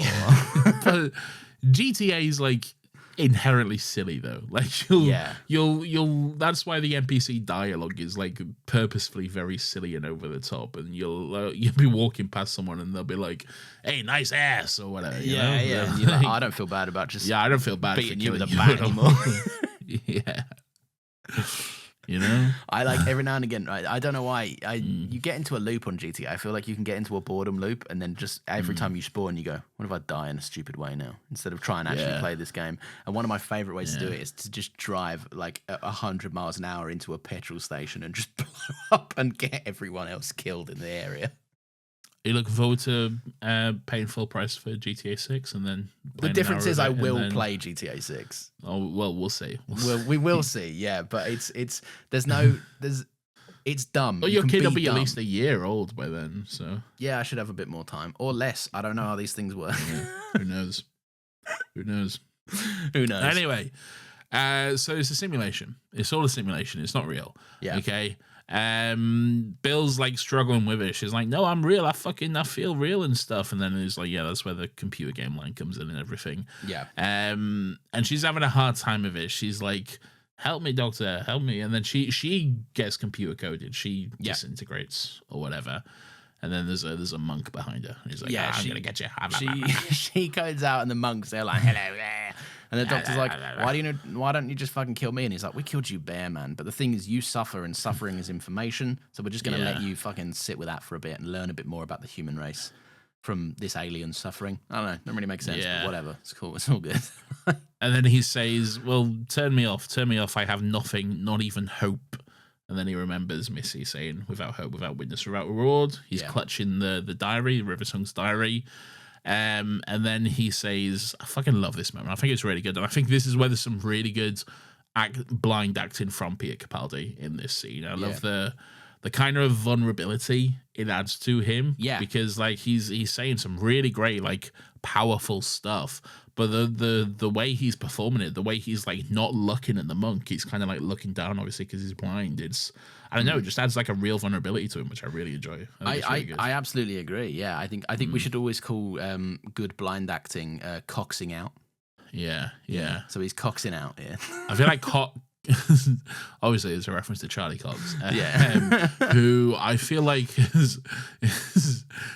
he's talked about this. He's said that it's kind of like it's ruined him for all other roles. He can't act now. He can't do normal acting because like it's just so ingrained into him that he goes to do a scene and then he just puts his eyes out of focus and doesn't look at his scene partner, and they're like, "Charlie, I'm over here. What are you doing?" Yeah, it is fucking funny as well, because when you watch Daredevil, he's so consistent with it. Like, there's not a moment where you're on a close-up of him that you think that he would be able to see, because he does this. It's not just not looking at people. He puts his eyes into a soft focus, and you see his pupils haze over. Like, it's phenomenal. But you'd train yourself to do it, and then you'd completely fuck yourself with it, wouldn't you?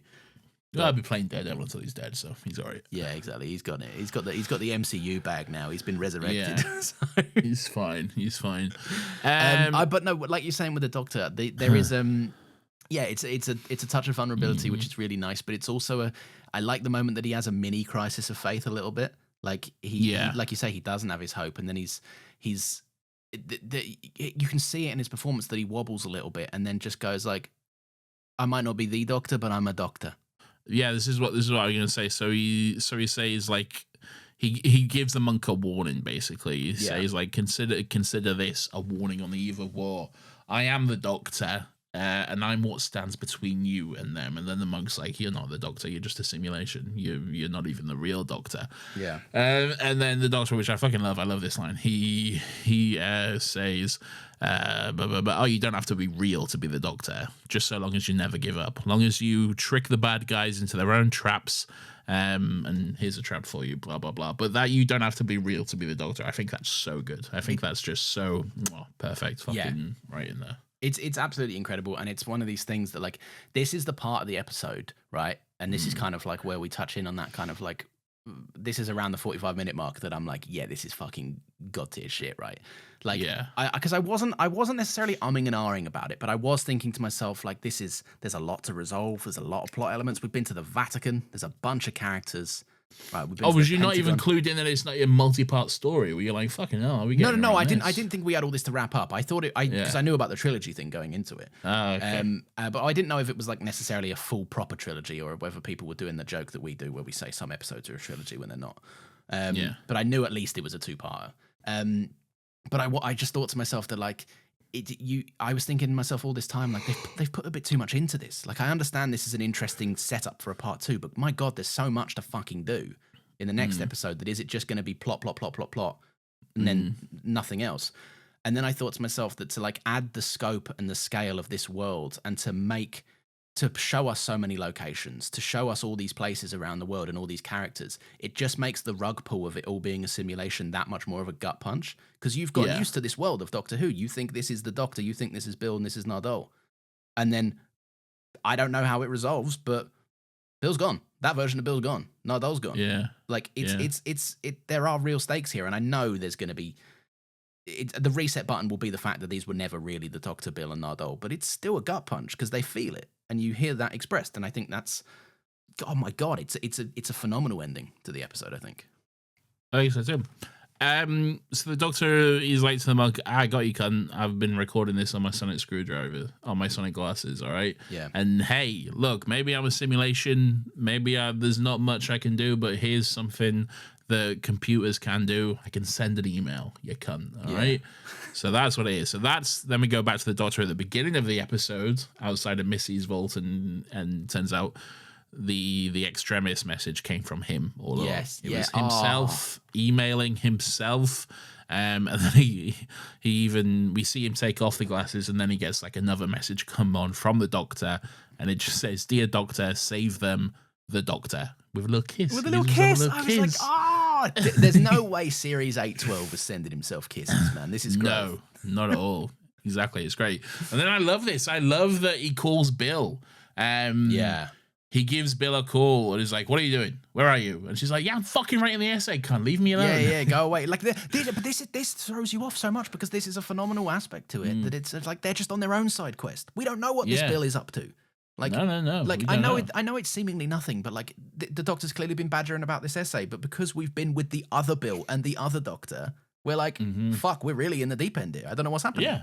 100%. That's why it's great. And I love that he's like, "No, fuck the essay. Who cares about the essay? Go on your date. Go out with Penny. Go have fun. Go be human and have fun and explore and do all the things humans do, because fuck me, we're going to be busy, all right? Yeah. We've got a lot of work to do, so go have fun now and stuff." This is a real, like, it's a tee up for next week. It hasn't been a long time since I felt like this, but every now and again, Doctor Who nails the to be continued.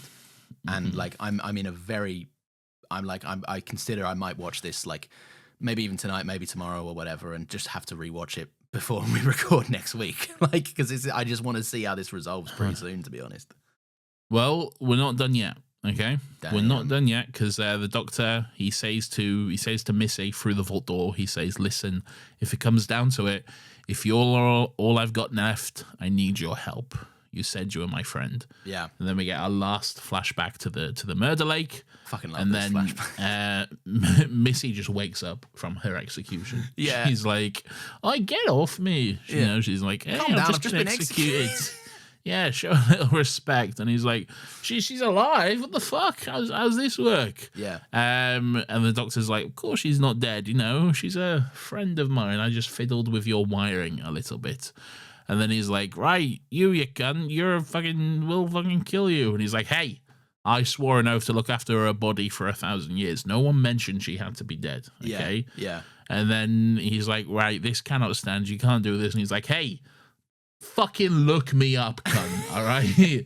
Look me up on your weird little wrist computer." Yeah, okay? under cause of death as well. How cool. Fucking check how many fatalities I've got, cunt. And he's like, and he's so many that his computer starts fucking glitching and breaking out. It can't keep up with him. And then all like the minions run away and shit. They're like, "Fuck this, we're out of here," and stuff. And then he's like, All right, fair. See you later. Yeah, then, I yeah. guess. The line that he says, where he's like, "Well, in that case, have an amazing day." And see ya. Yes. I do think it is funny that they're like, I know it's a end of episode like on the nose little line, right? But when the doctor's like, no one said anything about her being dead, and I was like, well, I think it might be implied in this institution being called the Index of Fatality. Well, that is an error on their part though, because if it's implied, then that's a legal fucking loophole. That's so much wiggle room. You can't just imply shit. It needs to be explicitly stated, otherwise you're fucked. Okay? Yeah. That's your fault. Yeah. Like I say, when you assume, you make an ass out of me an option. That's true. Okay? That is very, very true. But yeah, this is what I said about this feels finale level. There's something about this that just feels like this is on par with like a solid fucking part one of a finale to a season. Side note, that murder cunt, I do love the line where he says to him, where like his guards run off and he's like, "Where are you going? He's unarmed." And then he goes back to the doctor, "You are unarmed, aren't you?" Yeah. And the doctor just goes, "Always." And then he's still scared of him, you know? I think that's great. Also, love the doctor's outfit in that flashback sequence. Looks awesome. I paid a special note to this. I was like, wow, this there's something about the vibes here, and it's kind of like how it's all covered in a bit of dust and stuff as well. Like it just looks sick. Looks cool. The black long coat and stuff, and the shirt that's not tucked in and everything like that. Yeah. Awesome. That's good. That's very good. Vibes. Very much so. Yes. So then he's like, "No, doll, help me move Missy to the vault." And then back in the regular time, he says, "Something's coming, Missy, and I'm blind. How can I save them when I'm lost to the dark?" Yeah. Oh. Boom. Episode ends. To be continued. Boom. See you next week, ends. boys. I'm buzzing, man. I hope they don't fumble it. I hope they don't drop that bag, you might say. Weirdo of the Week!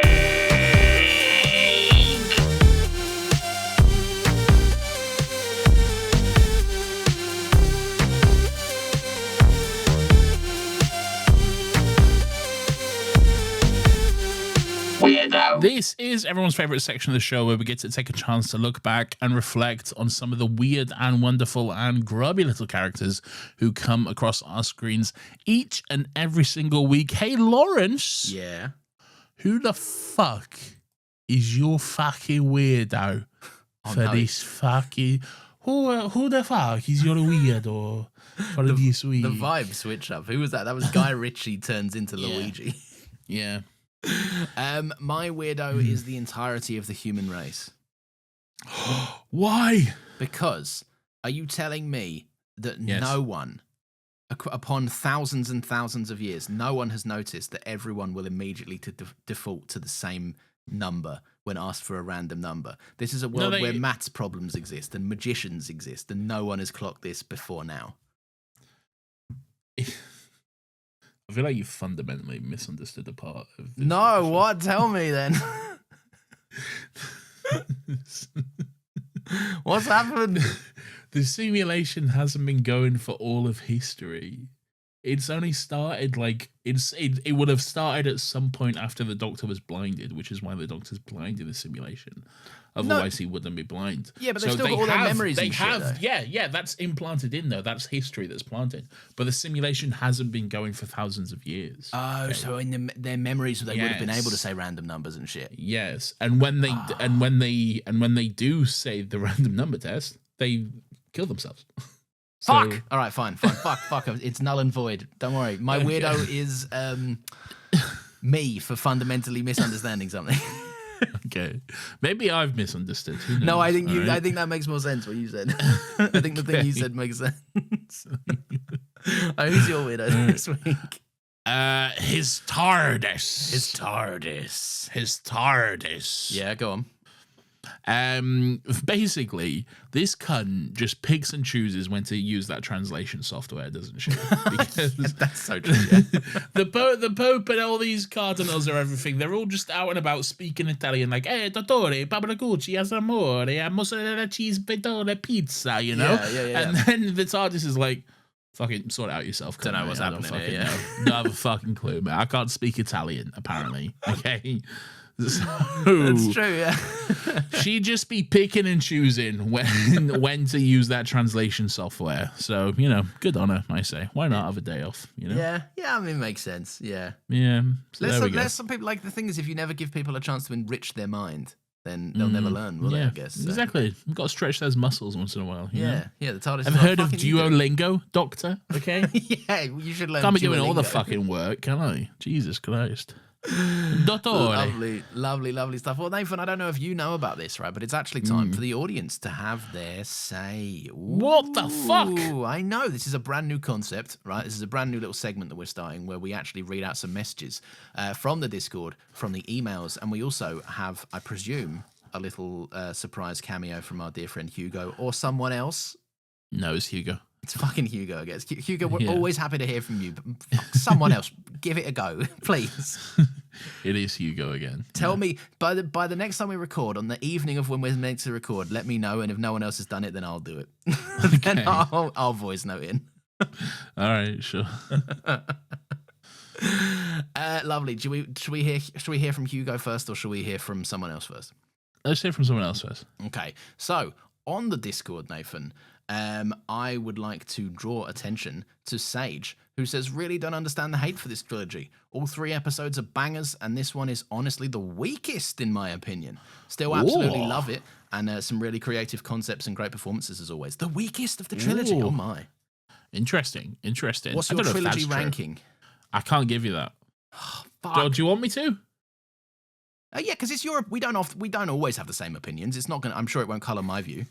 My ranking of the trilogy, and keep in mind I haven't actually seen it for a while, to be fair. Yeah. Okay. But from memory, my ranking of the trilogy is first part 1, this one, Extremis on top. Yeah. Part 2 at the bottom on 3. Okay. Part 3 in place 2. So Okay. 1, 3, 2. 1, 3, 2. Okay. All right. Yeah. Interesting. Yeah. So I'm expecting a slight slump next week, Yeah. and then a pick me up in the third. But that's from my memory, okay? Yeah. And that's just my opinion, which is objectively correct. There are a few people in this that are saying this is the good one of the. Someone says, let me find actually, because I may as well just read the thought out. Valana says the good one of the Arse trilogy. Arse trilogy is insane. It's not an Arse trilogy. I think it's a good trilogy overall. I think it is a good storyline and a good trilogy. Interesting. Does it Yes. No, actually, don't say a word. I'll just experience it. Have we got any emails? Yes. We have quite a few emails actually. This one is from Juliet, who says, "Hi Nathan and Lawrence. Hi. Extremis is a banger." Oh. Those all capitalized. Certified? ? That's up to Nathan, I guess. It has officially been certified. It has. It's surprising it took the show this long to get to everything is a simulation. But this is brilliant. The idea of the Veritas suicides was so harrowing to me as a kid. As a kid, just made me feel 1,000 years old. But that's great. Considering I was at uni. Fuck, dude. Well, aren't we all young at heart at uni? What was that? Actually, was I? Yeah, it was last year of uni as well. Third year of uni. I would have been when this was coming out. Fucking hell. Virtue is only virtue in extremis is a line I say to myself regularly, and a great way to set up the best ever Doctor Who finale. Without hope, without witness, without award. Very true. Bit of sizzle right there. The character dynamics and comedy beats are great, and the Vatican set is visually stunning. Brackets ironic. Is it not stunning in real life? Is it not? I feel like it's quite decadent. They've got all that fucking gold they stole, right? Never been to the Vatican. Don't know. I've been to the Vatican's goon cave, but not the real Vatican. I've been to your goon cave. Brackets, another happy question. What is the first thing? Oh, sorry, hold on. Hang on, yeah. Another happy question. What is the first thing you would do if you found out everything was a simulation? From Juliet. P.S. I got into Cambridge last week. Oh, fuck. I owe the remnants of my mental health to SGL, and this silly little Doctor Who podcast has really helped me cope with the last year of academic stress. I actually walked to several A-level exams listening to it, and I can't wait to do the same walking to my lectures. I liked your uni stories, especially for making it a lot less daunting. Oh, my God. Your uni stories are going to be vastly different from our uni stories. Congratulations, there. That's fucking amazing. Well done on getting into Cambridge. Jesus Christ. Yeah, man. you're too smart to listen to this. Stop listening. Way to this. too smart. You're way too smart to listen to us dumb cunts. We studied drama at a dumb fuck uni. Yeah. So you cannot get lower than that. To be fair, though, I went to a Russell Group uni, okay? Yeah. And Betmore, the #1 university in the country for drama, okay? I went to that university, studied drama. I was like, I fucking hate it here, okay? Yeah. And then I left, and I had much more fun Yeah. at London South Bank, which is where we went to. Our uni was very much our uni degree was very much we want to go to uni, but we don't want to have the hard work part of uni, really. We just want to do the uni thing. That was more our course than Yeah, our yeah. uni in general, really. But yes. But Oh hey, my God, we got those Cambridge. degrees. Cambridge. Insane. That is Congratulations. What Is it would you just do? poshos in Cambridge? Is it still just poshos, or is it No, it's not just poshos. Oxford that's filled with poshos? Oxford and Cambridge are like they're both. There's a lot of poshos who go to them, yeah, but it's not just poshos. No, but like, is it like mostly ruled? Like, you see movies like Saltburn, and you see all those poshos at Oxford or whatever it's set, and you're like, oh god, all you cunts seem insufferable. Oh, let's go to the pub. Bixie. Yeah, but it's not. It's not. I'm saying, yeah, it's not just those though. Yeah, like, you can yes, find there's your a lot circle outside of those cunts. yeah, there's a lot of posh people there, but not just them. Are you a posho? You tell us. You might like all of them. You might have loads of mates called Bixie that you will go to the pub. Can you just shut the fuck up and answer this question? Okay. If I found out that I was in a simulation, I would do some weird shit that I've always been too scared to do for fear of dying. Like, I'd jump out of a me plane with a parachute, maybe. You ever like in a dream and then you realize it's a dream? Yeah. Oh mate, I go fucking balls to the wall when that happens. When I'm lucid dreaming, when I'm like, hold on, this is a fucking dream, and then I just like whap my knob out and just start running around and shit. What if I just straight gooned on What the if I street? just streaked through this town? You know? I like that. Your idea of like, oh my god, I've got free will. I'm sentient in this dream where anything's possible. Time to commit a sex crime. No, it's not like that. It's just it's an expression of freedom, Lawrence. Oh, yes, I see. I can't be held back by the chains of society. You're sticking it to the man, are you? Yes. I It's don't know. quite beautiful in a way, all right? I'll have you know. I don't know what I'd do. I don't know. I think I'd All kinds of weird shit, just weird unhinged shit that I can't do. I'd fly. yeah, I'd definitely fly. I'd immediately fly. And I'd it be wouldn't like, take it's any like learning. it's like immediately finding out you're Neo, you know? Yeah. Because like I assume now that I'm realize I'm in the simulation, I have control over it, so I can just fly and shit and like dodge bullets and shoot guns and shit. I'd just be Superman or some shit. Like, I'd just Yeah, start I'd be lasering all Superman. cunts. But I'd be more Homelander than Superman, I guess. I'd be more Superman than Superman. No, more Superman than Superman. Yeah. I'd make Superman look evil and cringe. Oh right? my god. Okay. nice. I'd be so Hope Pill. There's your answer. We'd both do weird shit, Yeah. dumb shit, and then probably die. Yeah, probably. Yeah. Yeah. So there you go. There it is. There it is. Anyone? And is that the emails? No, that was one email. Oh, okay. Because you said that was very much the cadence of like, there you go, done. There's that email done. Now another thought from the Discord. Another Lawrence? thought from the Discord, Nathan. Yes. Is let's read out good old Pierce. You know Pierce? I've heard of him. Yeah. It's Beppe. I think that's I'm gonna say Beppe. It's Beppe from Gavin and Stacey. When season 1 was airing, I was talking to a friend about 73 Yards, and he said that it had a similar vibe to Extremis. Extremis did it better. The vibe being the whole when someone does a certain thing, they without explanation do something seemingly unrelated and very drastic. Why do they do that? I watched the episode for the first time after he said that, and I tend to agree. I remember really liking how the mystery unfolded. Another happy question. If you somehow became the Pope, who would you throw a grenade at first? The president, Donald Trump. Yeah, I would, and all the... probably the president of Israel. Benjamin Netanyahu or something. Yeah. He's done. He's dead He's a in an cunt. instant. Yeah. I'd be like, whole girl. Yeah, just drop him off a building or something. Just drop him off, yeah. Yeah, I throw a grenade at him. Then it'd be Israel, then the US, and then it'd be all the nonces that I would know about because I'd be the Pope, so I'd be chief nonce. So I'd I'd pull no, but like if I'm talking if I became the Pope, but not me. It's not me being the You Pope. called yourself chief nonce. Okay.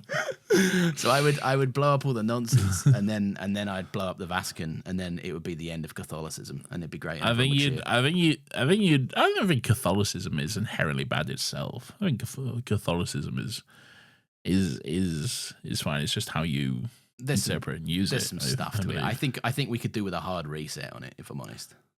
I think that's more down to people's own interpretations and beliefs of it. Like, I think religion itself is I think fine, and it's what are we getting into? Yeah, this is way too long for a thoughts section.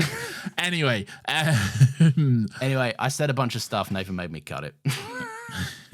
So that was great. Yeah. What do you think about what Piers said, or what do you think about what anyone else is writing in? I think that I don't know. I don't really understand what Piers is saying, but that's good stuff. That's fair enough. That's good stuff. Is he saying it's good? I don't really know what he's saying. Yeah, he says this is they do this like open-ended thing better than 73 yards. Yeah. All right, sick. Anyway, this email's from Cameron, who says, "Hello, Nathan and Larry. I recently found your show and have been binging it. Your Waters of Mars, brackets, not 6 hours, but I let that slide, helped me get through a 15-mile hike the other day, so cheers for that. Nice. I'm currently on End of Time Part 1. Oh, my commiserations. So this will be a treat for me when I eventually get to whatever episode you're on when this is read out. Brackets, hope it's a good one. It is. It is a good one. I think you're both wrong about most things. End of Time is great if we ignore most of it. You see, there we go. I would argue, okay, that you shouldn't have to ignore most of something for it to be good, all right? Who doesn't love 9 and 10's TARDIS? Me. What are the possible downsides to a big, sweaty, smelly room that occasionally glows blue, green, depending on the budget? The fact that it's sweaty and smelly. Nice, you said it yourself, brother. Good, sweaty, smelly vibes, like a gym locker. Yuck. They don't want to live in that. You want to live in a gym locker? You just know that TARDIS reeks of balls. You just know exactly. You're not helping your case, brother, okay? Sometimes you want that ball smell. Familiar. Nice. No. Keep up the nonsense. I'm a huge fan. Thank you, Cameron. We're a huge fan of yours. Yeah, well, I'm a huge fan of this email that you wrote in. Keep writing in. Maybe we'll keep revisiting them and you can keep getting little treats for yourself in the future. There you go. There you go. What else, Lawrence? Well, I'll read out this last one here, Nathan, if you don't mind. No, I'll throw a few more in there. Okay, fair enough then. Well, in that case, allow me to shotgun some, if you do, please. No, just do one more, then I'll do another email. Okay, all right, fine. Well, I've still got 2 more emails to read out and then a voice note from Hugo. Oh my gosh. You're already extending this segment today. My lord. Well, a lot of people emailed in. I thought, why not? I'll do them all. Why not? The Penguin says, don't really have an opinion on the episode because I don't have a clue what the hell's going on. Sick, love that. That is fair. It's from Joshua, who says, "Hi, I'm binging your amazing podcast after discovering it earlier this year. Hell yeah. I've just made it to the next Doctor Christmas episode, and in that episode, you talk about how the press would make up who the next Doctor is going to be. Specifically, you mentioned Billy Piper and how that would be silly." How do you feel? Oh my. Yeah, I remember that conversation very specifically. How do you feel now that your prediction has come true? P.S. The blue suit is better. Unfortunately, Josh, we cannot say. Okay. Yeah, we do. We do have secrecy. Many thoughts on this, some of which we kind of give away a little bit in the Patreon sometimes when Lawrence gets too excited. We're both slightly looser lipped in the Patreon, and we'll occasionally let some stuff slip through the cracks. Yes, but the main show, there's a solemn vow to. Yeah. Hello, I'm back with another. Hugo, 1 second, Hugo. Wait your turn. Wait your fucking turn, Hugo. Smite you down, Hugo. How dare you speak out of turn?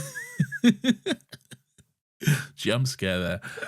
Yes, we're aware of it, obviously. Yes. We've discussed it personally. Yes. We have many thoughts, none of which we can mention on here. Though. No, yes, but I'm sure you can infer what we might think. We'll trust me, we will have a very in-depth discussion. We certainly will. When we get around to it, okay? But yeah, that's all we can say for now. Okay. Another person that's wrote in, Nathan. Another one is we've already had some examples. Wow. Caramel. Caramel. Or if you're American, caramel. Amazing how you slowly realize that something isn't right in the world. The Pope walking in on Bill's date was something else, with a little trendy laughing emoji, where they slightly have a sweaty forehead because the exasperation of their laugh is just so intense. What a really long way to explain an emoji. But go on. It could be described as sweat smile as well. If you hover over it, it says sweat smile. I always remembered that we had a translation for the Italian in the scene, but I can't find it anywhere. Nathan found it, don't worry. And apparently he's talking gibberish, but I still wish they still put the Italian or the translation in the subtitles so that I can know what he's saying. He's saying, "What's going on, doctor?" or whatever.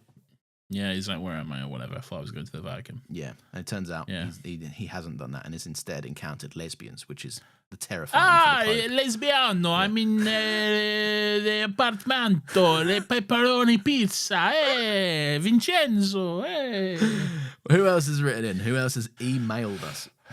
This is from Patrick, who says, "Hello, gents. Yeah. Been following your podcasting for some time, but this is the first time I'm reaching out. Brackets. In fact, this might be the first time I'm ever actually contacting a podcast. Look at you. I discovered you two via AHP a couple of years ago.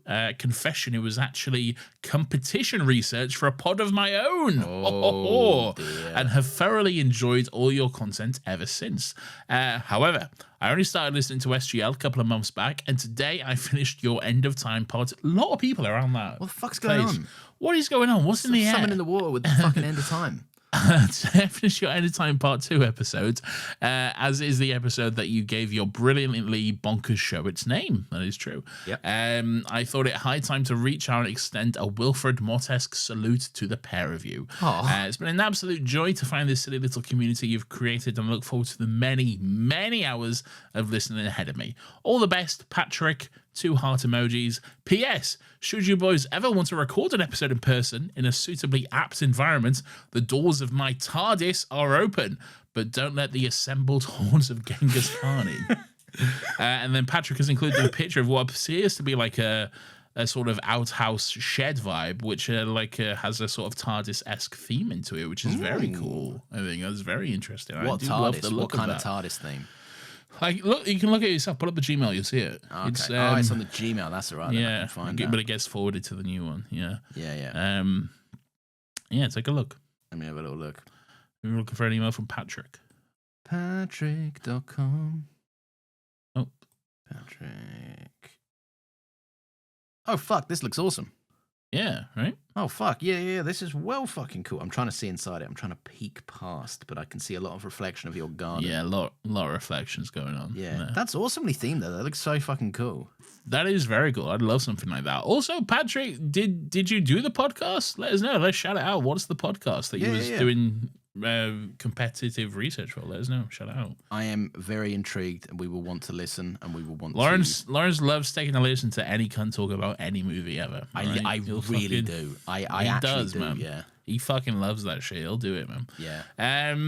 Anyway, yes, thank you, Patrick. Any more thoughts via Discord? Yes, I've got one to read out here, Nathan. It is from the titular Peter Capaldi of the show. I don't know if you know What? who Peter Capaldi is. I'm aware. I need to rewatch. I barely paid attention while studying, with a quote. That studying has an ominous vibe to it. Gooning, yeah. For finals several months ago. I don't like how much I refer to gooning. No, I feel like you've done that to me. I didn't do that to you. Stop blaming things you don't like about yourself on me. I think that's 100% come from you, because you've mentioned gooning all the time. I mention Flickr gooning all the time. That's still gooning. In private. No, it's a subsection of gooning. It's not the same. It's still gooning. You can't apply gooning to that. Anyway, Peter Capaldi says, I need to rewatch. I barely paid attention while gooning for finals several months ago. But twist fun. Pope bit good. Amazing something conclave joke. Also, big bummer that 12 didn't have a random excess energy from his last regeneration to just instantly heal his blindness. I think it's been too long. It has been too long, but this happened to I feel like you a have lot, right? No. He would be able to just be like, I'll expel some of this, fix that. Yeah, but that was for other people's injuries. Yeah, but he presumably could do it for himself as well, no? But he didn't, so... He's just a nicer guy, I guess. Yeah. For they do make a point of 12 saying he was in the first couple hours of his regeneration cycle or whatever the fuck. So you got a bit of time for full starts and that stuff. Conclave joke, yeah. Look, I can't think of one, but I appreciate it. And Conclave's a go. Literally, no one has seen that dumb Pope. So many movie, people, in all fact, right? most except you haven't seen this. No one cares about this dumb Pope vote movie. All right. I think sometimes I'm gonna vote in the Pope. I think Who sometimes cares? what's going to happen is you're going to be like you're going to rely on these jokes so often that if it came to watching the movie, you'd be scared to admit that like, oh, maybe I enjoyed that a little bit actually. I'm never scared to admit anything. But then you wouldn't be able to say it's a dumb Pope movie if you liked it. I'm never scared to admit anything. What would you be scared to admit? Nothing. Like, did you not just hear me? No, I did, but I'm trying to find. There must be a caveat. There must be. There isn't. I'll admit anything. What have you had? Like a crippling porn addiction? I don't. Well, fuck. you got no leg to So there stand you on go. there, I guess, Ask me then. any. I'll admit. I'll tell you the truth right now. Ask me anything. How many times have you gooned this week? Let's move on. I think it's time to hear from Hugo, I think, no? Yes, let's hear from Hugo, Now our that good he's friend. waited long enough. Hello, I'm back with Millennial another pause. voice note, this time about Extremis, an episode I like quite a bit. My behind-the-scenes knowledge about this episode is really quite sad. Stephen Moffat has spoken about the fact that he had to write this while sitting next to his dying mother in a hospital. I think there's danger of reading too much into things, but I do think it puts a bit of context into the bleak nature of this episode. It's really morose in a way, especially after the penny drops on what's going on. I also think, not to spoil anything, that it's clear all the time in the hospital was weighing on his mind as he was writing the finale. And based on some charities he asked people to donate to at the time, it's pretty clear his mother died from Parkinson's and was suffering from memory loss. And the theme of memory comes back in full force at Christmas. Oh, no. Anyway, there's a lot to love about this episode. The Vatican trappings are fun, and the whole thing feels inventive with a neat resolution that gets you excited about a rare mid-season arc. It's a funny episode in a way because it has this story thread going on with Missy that you kind of expect to tie into the main plot, but it is only connected on a thematic level rather than a story level. I can't remember an episode that does something quite like it, and I think it's a really neat experiment. What can the Doctor do when he is without hope, without witness, without reward? It's something to ruminate on. Till the next time, bye. Thank you. Sad. I feel sad. Yeah, I do. Thank you, Hugo. It's always fun to hear your insights, although this one wasn't fun and more so just really sad and depressing. Yeah. But Yeah, there you go. well, I think that spoke for itself, didn't it? It did. I got no fun bit to do there. I got no fun don't gist. I don't know how to lighten up the idea of Stephen Moffat just being sad in the hospital while his mum dies. It's of quite a Parkinson's. tragic image in my brain It now. is. Well, there you go. Thanks for bringing down the mood, Hugo. At least it was at the end of the episode and not Yeah, the really start. killed the vibe there. No, good on you. Thank you so much. Thank you for getting in touch. Thank you to everyone who reached out and took the time to write to us this week. Yes, We, yes. very much appreciate lovely it. to see it all come through. Thank you to everyone that said a little kind word about finding the show and listening to it and binging and stuff. Yes. It's very, very, very kind. It's a very nice. It's a very nice. It's a very nice. Anyway, I don't know if you It's know a about me, this. It's Mario. and it's a me as well, Lawrence. Yeah. It's a me, Luigi, motherfucker. Anyway, thank you so much for listening. Feel free to drop us a little 5-star review, or you can follow our What? socials, the links for which are in the show notes. Nathan, I'm at Nathan Bauer _ Yeah. on Instagram, and Yeah. I'm at Cinema Nathan on Letterboxd. Follow me on those social media platforms. on those social media platforms, you can Don't add find me on Nathan. Facebook though. That's weird. All right, Yeah. don't add me on Facebook. Well, you Someone did. want to see Don't his do that. farm like a freak? Yeah. You want to poke My him? farm? Yeah, you Farmville on Facebook and that, isn't it? Is that still a thing? Yeah, probably. I don't think it is. I don't know that for a fact, I'm just saying. Yeah. All right. Oh, you want to see Nathan in the metaverse, do you? Get a life. Well, Instagram's the metaverse. Oh, why are they all owned by like the same twat? Fuck's sake. Anyway, speaking of fun social networks and stuff, if you do want to join the Discord, it is an inclusive little Yeah. safe space where a bunch of nerds can make some friends, chat about whatever. It's not just Doctor Who. You can talk about movies, you can talk about games, telly, all sorts, whatever you want to talk about, Yeah. except for rude stuff. Don't be a nasty prick in there, or we will boot you. Yeah. Sometimes I'll talk about rude stuff, and then people get upset at me, and I'll be like, my server. Yeah, kick me then. You can't. You are powerless here. You're powerless. All right. I can break the rules whenever I want. It's true. I actually I have broken the rules sometimes, and then I've been like, I'll be like, sorry everyone, I guess I broke the rules, and then I'll go to bed like, God, I'm the top fucking G. It's a good feeling, isn't it? It is. Unlimited power, as one Palpatine once said. Thank you to Nathan. To me, you're welcome, bitch. Hell yeah. And thank you to Nina, and thank you to Maylena, and thank you to Piers for managing the Discord. You are all true gems, true goats of the game, titans of the podcasting industry, you might say. True believers. Be sure to check out all our other great podcasts at Another Happy Studios. Go to anotherhappystudios.com where you can find out more about those beautiful Irish boys doing the Talking Pictures podcast and the Fish and Trip Files done by those cunts. Yeah, by those pricks that we won't name. Yeah. No, they don't get their names read out. I mean, you've already named all three of them. But, but like, not in this bit, you know? Yeah. Yeah. All right. Okay. Anyway. I mean, like, you did it like 2 seconds ago, but okay. No. Well, no one else heard it. Maybe I censored it. Maybe I just got rid of all of them. Anyway, check them out. Another Happy Studios. We're about. Subscribe. If you're not subscribed to us on YouTube, subscribe to us on YouTube so we can get 1,000 subscribers and then enable monetization. Yeah, right? and then nuke it by playing In the House in a Heartbeat at the first 5 minutes of the podcast. Yeah. And choke every video with ads. Yeah, exactly. Help us get there. Subscribe. Yeah. Speaking of money, if you want to hear more from us, we do actually have a little Patreon as well. It's £5 to access everything on there, and each month £5. it's only a little £5. It's only £5. It's extremely affordable, I think, because every single month you can expect to hear a little topic episode, an episode commentary as voted on by you, and a little episode of our bonus pop culture podcast, Still Got Rex, where we talk about whatever stuff we've been checking out lately. It's a fun little, mostly spoiler-free show where we talk about movies, albums, games, whatever the fuck, right? It's just, go and find out for yourself if you really want to know, if you're such a keen, eager beaver. There was 2 bonus commentaries this month because we fucked up. We fucked up on that main feed, didn't we? Yeah. So we did both the End of Time Part 1 and the End of Time Part 2. So yeah, you could have heard the End of Time Part 1. That was available to all on the main feed. But if you want to hear us suffer, and trust me, it is suffer through Part 2, I get very angry at one point. You do get very angry. I really just fucking lose it at one point. Just the will within me just snaps at one point. Like, I'm just like, I fucking hate this. You do hit a breaking point, and it is blindingly obvious. It was a good time though. I think we had some good discussions about like regeneration and stuff, but whatever, who cares? I think so, yeah. That's there if you wanna check it out. Yeah, and if you don't, that's fine. Don't worry, we're not your mums, we're not your dads.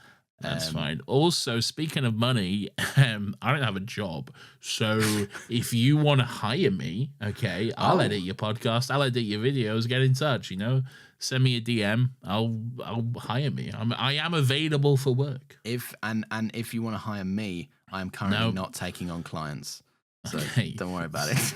Yeah, it's great, but I am. Right? But Nathan is. I will defer you to my friend and colleague Nathan. Hire me. Please. Anyway, we love you. Thank you for joining us. Thank you for being so beautiful. Nathan, what should the good people stay sexy doing? They should stay out of my shit. Now, good on them. Love them all. I love you. Me? Yeah. Oh, I love you too. Do you like The Matrix? What? Do you like The Matrix? As a film? Well, yeah. Like the concept of The Matrix. The films? Yeah, I like the films. We've spoken about them at length. Yeah, I know. I like this episode. It made me want to rewatch The Matrix. And I was going to watch it last night, but then I didn't. But now I might just go watch The Matrix. Hell yeah, man. Starting with the first one, you're going to go through them all? 1 to 4, yeah. Nice, yeah. 4 good movies. Yeah, I said it. Oh, damn. Yeah. Oh my God, he's so brave. He'll say anything. I'll say anything. You like that 4th movie, don't you? I do, yeah. I really like it. I think it's good. Yeah. I think they're all good. Yeah, I do too. A lot of people don't like the 4th one. A lot of people are like, it's bad. And I'm like, it's not bad. It's just different. No, and that's the point. You just misunderstood it. You don't understand it on the level I do. Yeah, okay? Clearly you're all dumb fucking idiots. Do you ever think that about a movie? Do you ever like, you don't understand this the same way I do, What do I think that about other people sometimes? No, about a movie. Oh, about like, hang on, what are you asking? What are you saying? Do you ever understand, say there's a movie that people don't like and you're just like, no, you just don't understand it. Yeah. And is it Batman v Superman? Well, of course. You know me. BBS you love stan me. You do actually like Batman v Superman, though. That's the thing. I When like we it more talked than about it, most. you loved it. I like aspects of it. I think a lot of You it's loved dumb, it. but it is somewhat enjoyable, yeah. You think it's genius. Not me. I think it's dog shit. I think it's horrendous. All right. I like, what else do I like that people don't like? I think pretty much, no. I think most, not all offerings from the DCEU or the Snyderverse, shall we say, are just dog shit. I wouldn't say they're all dog shit. They're most dog shit. The only real one I can think of that's a standout is Birds of Prey. Birds of Prey is pretty good. Wonder Woman, if you can remove certain aspects of it, is pretty good. Nah, come on, don't do the revision thing. You know it's a good movie. But it's I can't separate art from artist, man. Yeah, I know, but she's the fucking main character of the movie. I know, and she sucks ass, right? Yeah, she's a horrible person. But it's a good movie. It is a good movie. Yeah, too bad it stars. Baby Driver was one of my favorite movies. Haven't gone back and watched it in years. Yeah, Can't, you know? Filled with nonsense. Filled with nonsense. Just, yeah. That'd be a good name for a podcast if your name was Phil and your co-hosts were nonsense. Filled with nonsense. Anyway, bye everyone. We gotta go. Bye.